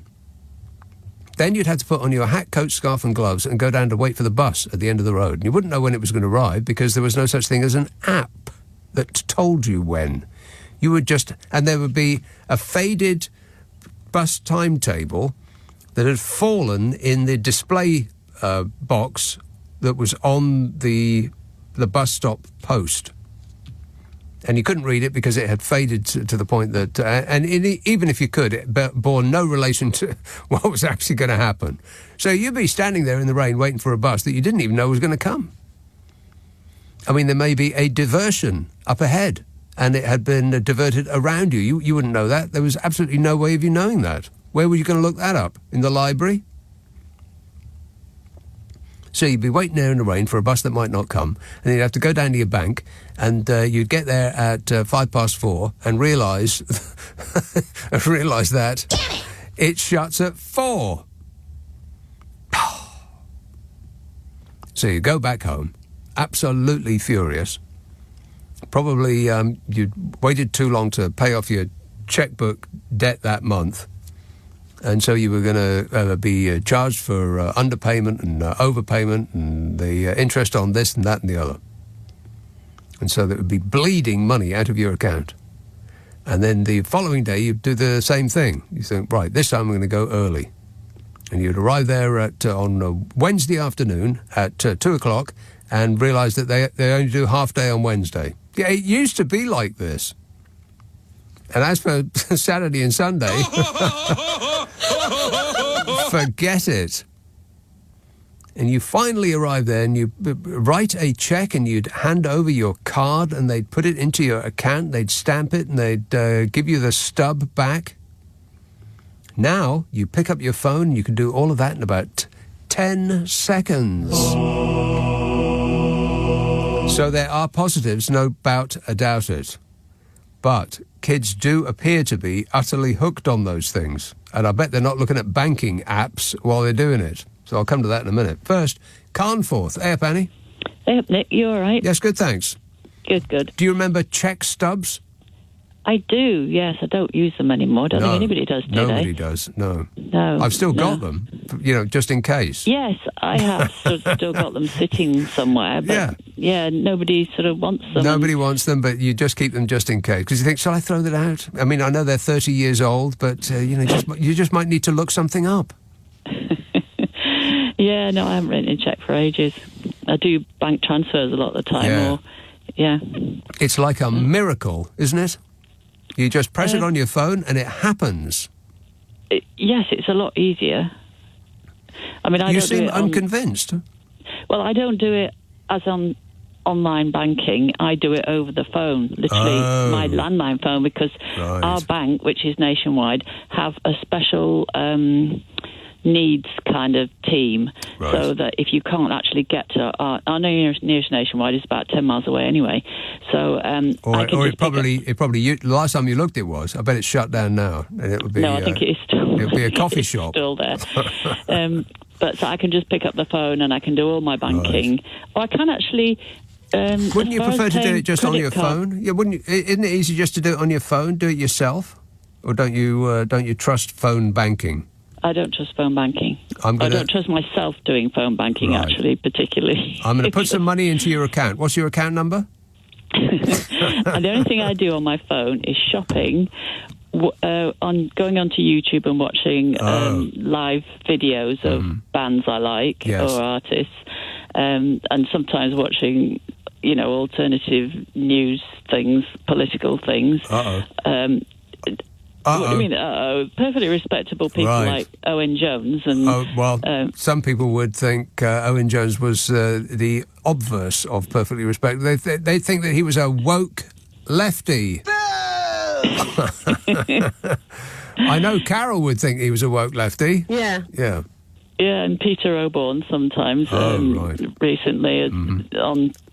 What kind of bands do you like? Oh, all sorts. Actually, I was watching yesterday. I was watching the Neville Brothers on, and they are fantastic to watch live. Really? Well, I know they're fantastic to hear. They're great to watch live. Get on YouTube and just put them in. Well, that sounds like Google homework. And are you giving me homework? Yes, but definitely. Miss, it's the weekend. No, I recommend it. Very entertaining. Right, I'll watch that, and you watch AC/DC live at River Plate. Oh, must I? No, not really my thing. Okay, just dial in for one song, and just in order to see the crowd. I've mentioned this gig many, many times on this show, and somebody tweeted a little clip of it today on one of the social media accounts, and I thought, you know what, I'm going to mention it again, because if you haven't seen it yet, it's astonishing. It's River Plate, it's in Argentina, and they don't really do health and safety very much, it appeared to me, because you'll never have seen a crowd jammed in to the football field area in front of the stage that bounces up and down in unison. There must be 100,000 people all jumping up and down at once. And it's just astonishing that all of those kids were absolutely rapt with the noise that these ancient, grizzled old geezers were making. Yes, a lot of them are very old and grizzled. The ones that actually the ones of the Neville Brothers were from the early 1990s when they were young. Because there's only two of them left now, actually, I think.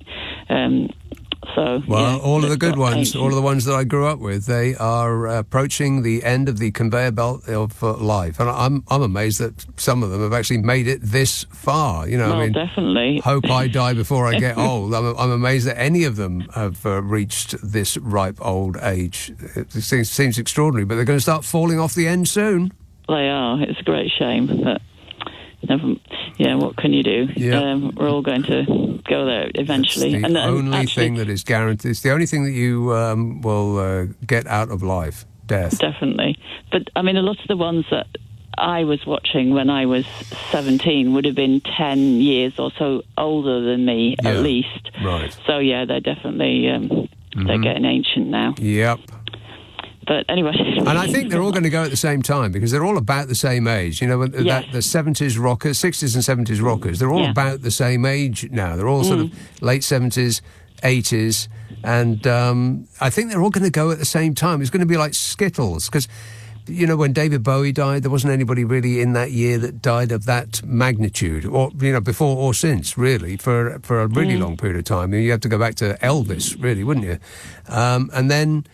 Since, nobody really of that ilk, unless I'm missing someone, since David Bowie, but all of the people that are of his ilk, all of his contemporaries, they're all sort of bunching at the end of, I'll do the conveyor belt thing, they're all sort of walking backwards on the end of the conveyor belt, all trying to delay their inevitable demise. And I think they're all getting bunched up at the end there, and they're all going to fall off at once. I think we're going to go through a period quite soon where we're going to lose a lot of the people that are our childhood heroes. So prepare yourself. Yeah, so probably nobody of that stature of David Bowie, but there have been quite a few that have died during COVID, actually. People that I like anyway, like... Toots Hibbert from Toots and the Maytals and John Prine, but I mean they're not David Bowie. No. Stature, I think that would have to be Mick and Keith. Yeah, and, well, I mean, it's amazing he's lasted as long. Still bouncing around like a Duracell bunny. How does he do that?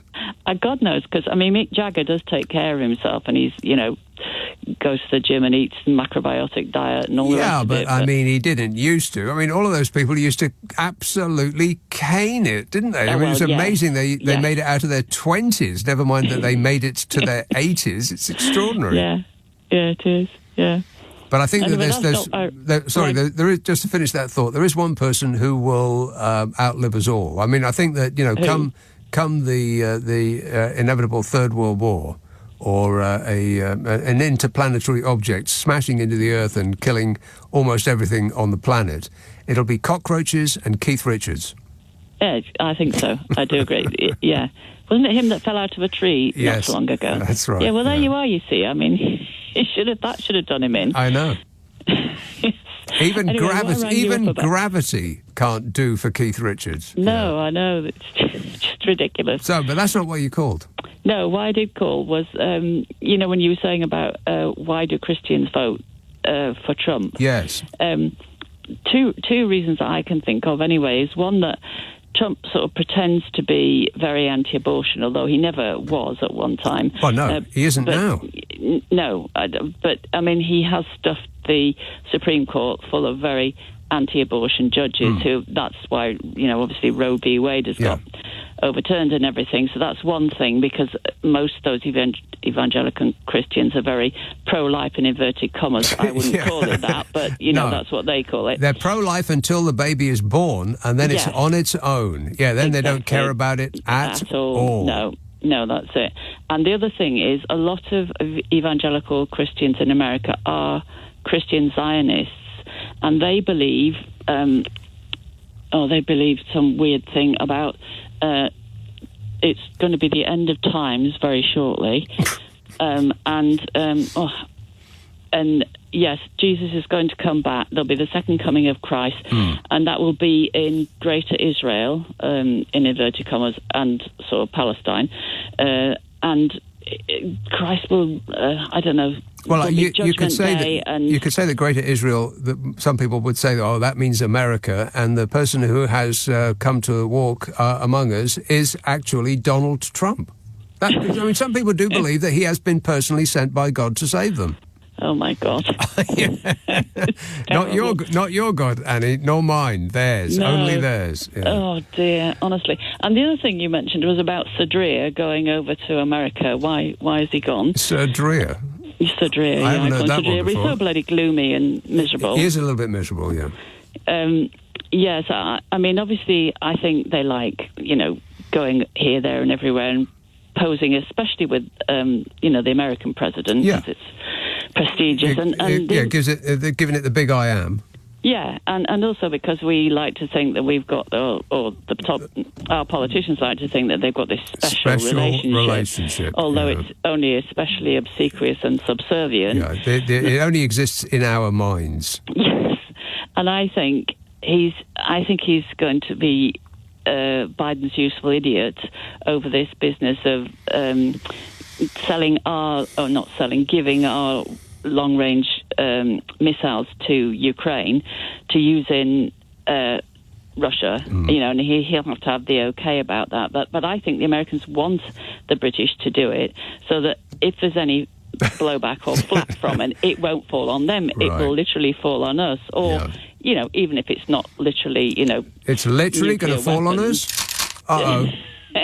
No, but I mean, there's things like they're very good at cyber attacks and that kind of thing. Yeah, well, I'm sure that is ongoing, and they're introducing themselves into our political system with great success. Here, Annie, it's a pleasure as always. Thanks for that. Nick Abbott on LBC. Call 0345 6060 973. I enjoy working with people. Yeah, sure. Who doesn't? Shahid texts. Starmer has probably gone to... No, I've read that one already. Bank deposit paying in book. Don't get me started on that again. Tony says, did you hear about Diane Abbott's book where she talks about her relationship with Jeremy Corbyn? Can you please announce a public health warning? Do not read this book while eating or breathing, he says. Warning. Do not read Diane Abbott's book where she talks about her relationship with Jeremy Corbyn while eating or breathing. Now, are you saying that because it's funny or because it's... disgusting. Which is it? You know what? I'm not going to read any of it just to be sure. Let's have a call in Fulham. Emma. Hello. Emma. Hi, how you doing? Good, thanks. First time caller, so sorry I'm a little bit nervous. Welcome. Yeah. Thank you so much. I wanted to talk to you about, I'll be honest with you, I haven't listened to tonight's show at all. No, me neither. But I usually do every weekend. So, I've just been to see a gig on the subject of rock stars and, who's still around. Oh, yeah. And I went to see Jack White from the White Stripes. Did you? Know Where was he playing? So this is kind of why I wanted to call, because he announced the tour on Tuesday and tickets came out Tuesday morning and it was tonight. So God, that's quick. He announced the tour on Tuesday and the first night's tonight. Yeah, so sorry. Blimey. He announced the date on whatever it was, Monday. Tickets were on sale on Tuesday and the night was tonight, and he's doing one night in Brighton and I think one in Liverpool. But God, how could he have made that happen so quick? Well, maybe it was in place already, and he only announced it just days. But that's a very odd way of doing it. That's really extraordinarily quick, isn't it? Well, I think that's the point of it. So his album, and I promise I don't work for his record label or anything. His album is called No Name, and he's basically doing exactly the opposite of what Oasis have done, which is not go down this massive arena tour, do it for the cash kind of thing. And he actually kind of said it, he said, please keep, and this was in some slightly obscure hall in Islington. It wasn't an O2 Academy or anything massive and famous. And he goes, please keep rock and roll alive in this city, because I'm not going to be charging £400 for Wembley anytime soon. But this is the guy who wrote Seven Nation Army, the song that's sung at every football stadium in the UK every week. Now, did he have a band, or was it just him? Oh, he had a full band. Yeah, okay. It was all the White Stripes hits and his own stuff and the new album. But I just wanted to. I don't know what made me call, particularly tonight for the first time ever, but just that thing around rock stars and kind of musical. Yeah. It's supposed to around, Yeah, because what Oasis did and what many bands are doing is, it's not to me rock and roll. That's show business, which is kind of different.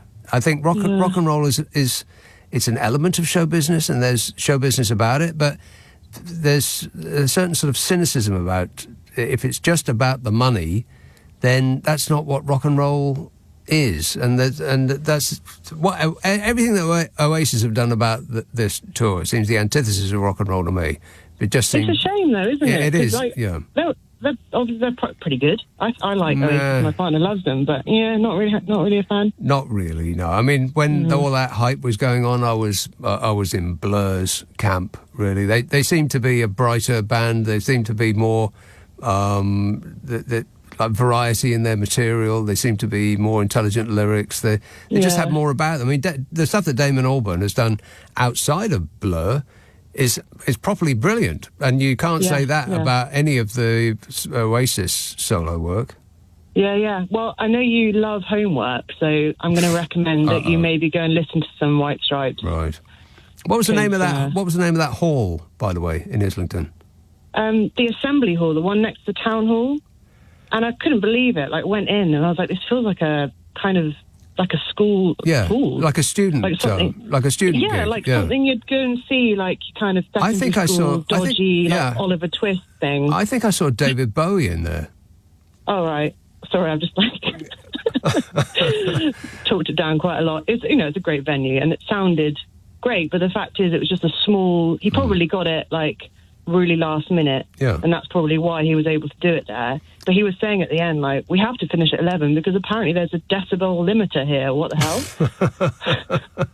So that was fun. Anyway, I just wanted to call in and, and say that. Nice to talk to you. Thanks, Emma. 0345 6060 973.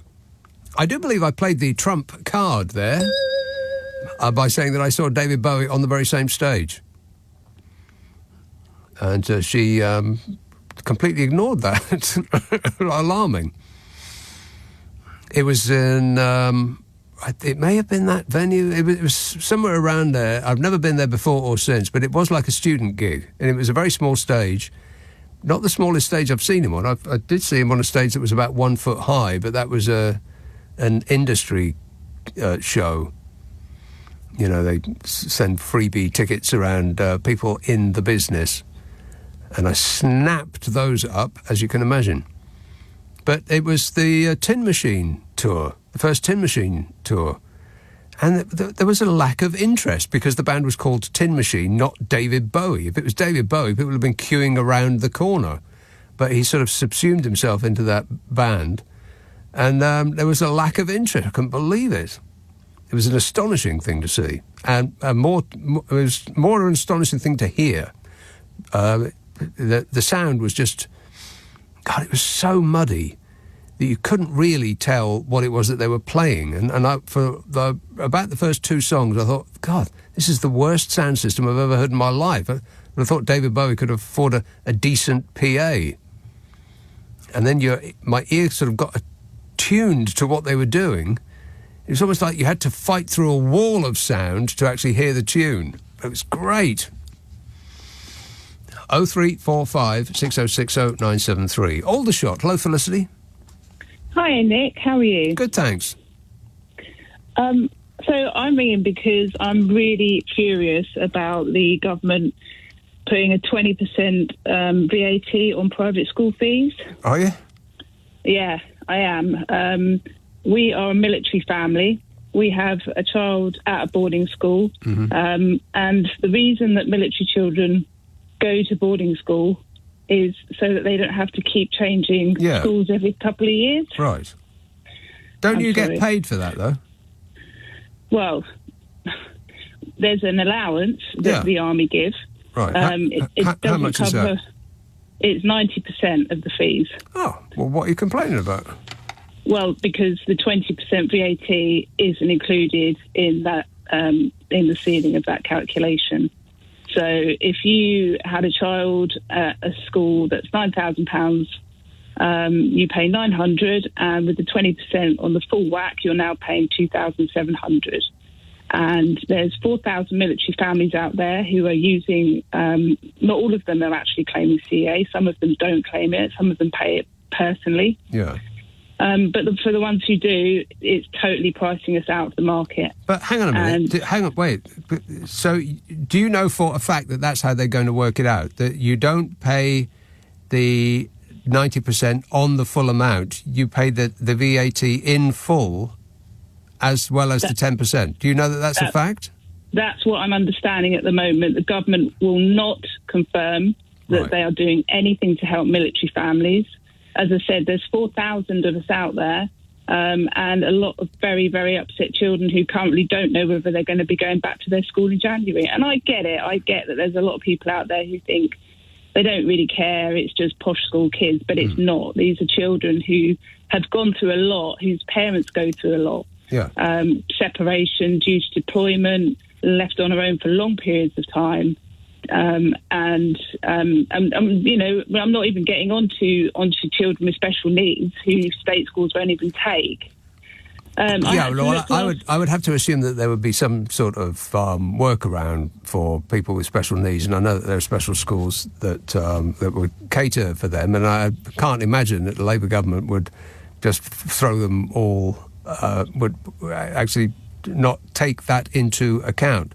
But because you pay, say it's 9,000, you pay 900 now. If they added the 20% to the full amount, that'd be 10,800. So you'd be paying 1,080, which is just about £100 more, something like that. £180 more per term or year.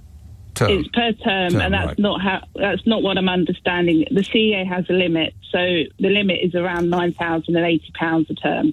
Right. So if you're currently paying £9,080, but that's then not the 20. Yeah, but that's not including VAT. So if they add the VAT, then the ceiling would not include the VAT. What I'm saying is, you may be getting upset a bit too early. I mean, why not wait till you know what's going to happen and then get upset?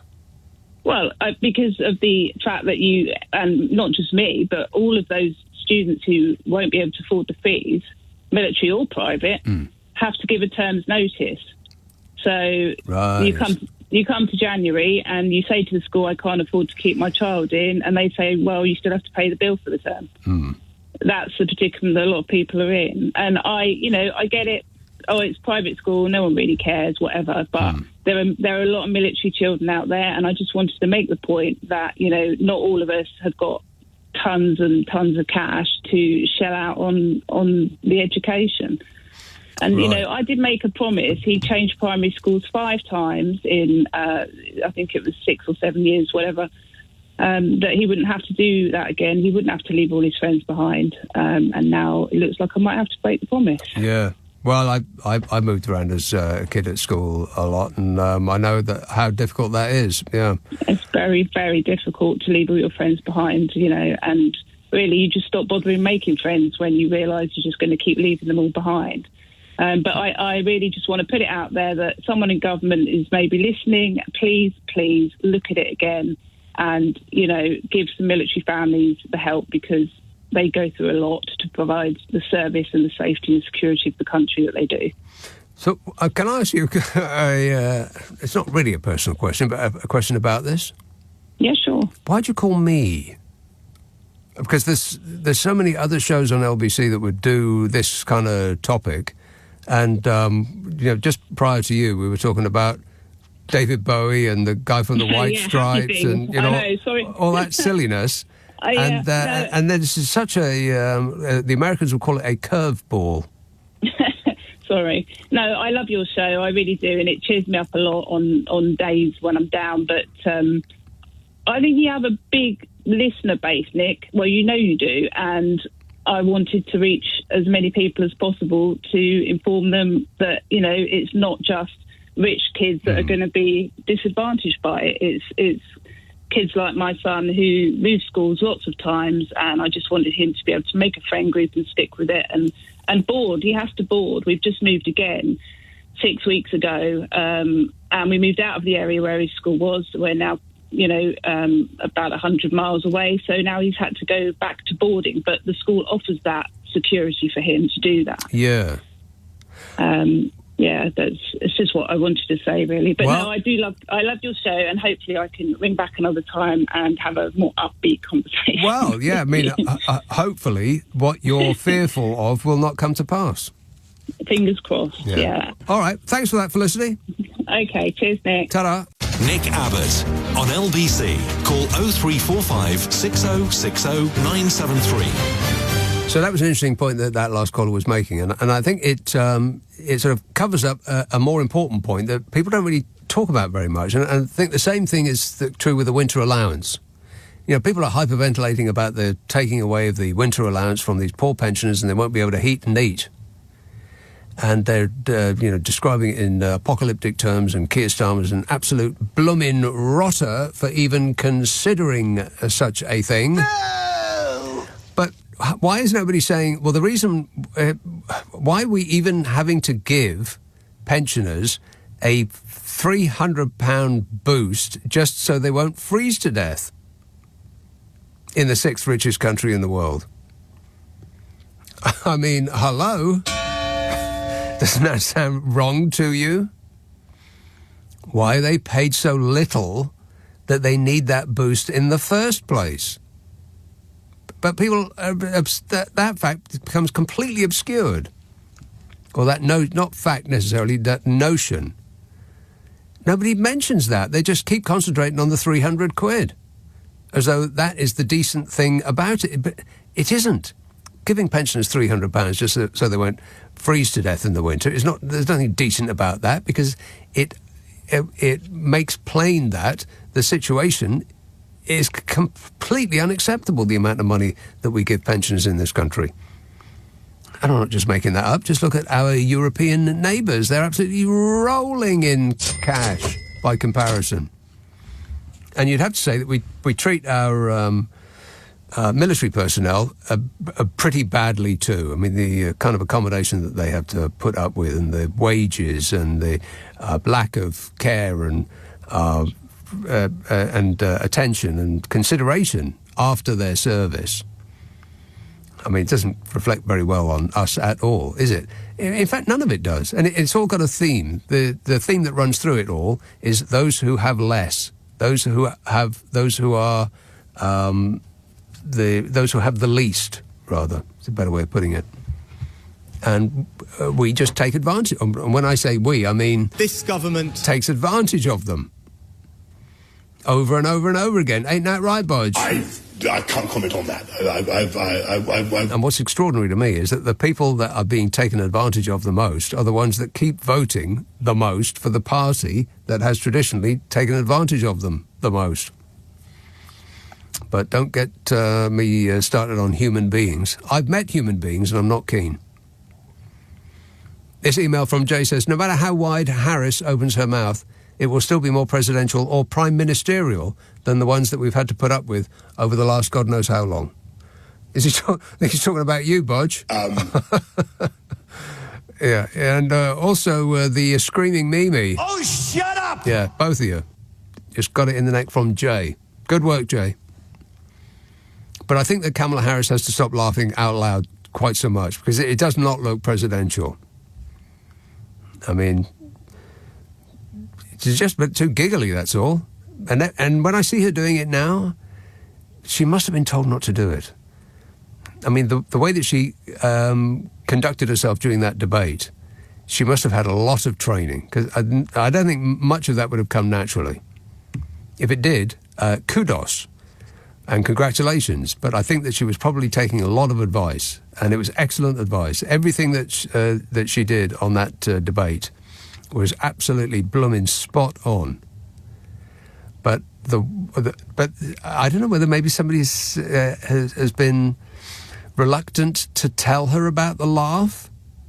Just rein it in a bit. Smile, yes. Smiling is presidential. I can be more presidential than anybody. Not as presidential as him, of course.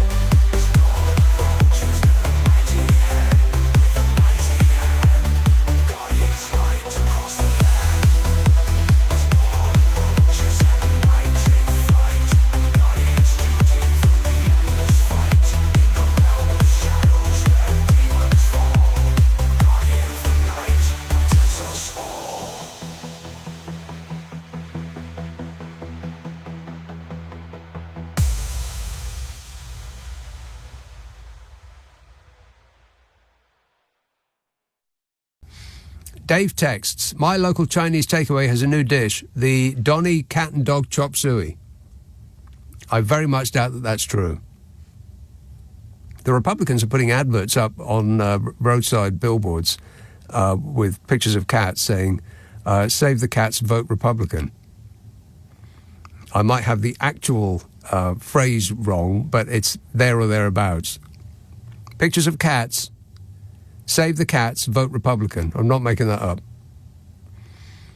This text says, Biden and Skier can't just talk over the phone concerning Ukraine for fear that Murdoch or Putin will hack the line. Whereas, if they meet face-to-face for 15 minutes, they can cover their mouths with their hands and no one will even be able to lip-read what they agree. What, like footballers? How ridiculous is that? Footballers covering their mouths so that nobody will be able to lip-read what they're saying. I mean, what can they be saying that's so important that they have to cover their mouths, for crying out loud? You're putting a ball in the back of the net, Trev. That one over there. Yeah, you wouldn't want anybody to find that out. It's it's all credit to the manager and the lads and the fans. And the manager done great, and the fans done great, and the lads done great. And it's all credit to the manager and the fans and the lads. This text says, this guy with alternative facts about the US economy is spouting absolute trash and lies. Shocking that somebody would claim these facts to be true. Liar! Yeah. Are you talking about the one on the phone, or are you talking about me? It's hard to tell. This guy, which guy are you talking about? I think that what I was saying was completely correct in every respect. Trump is an absolute failure.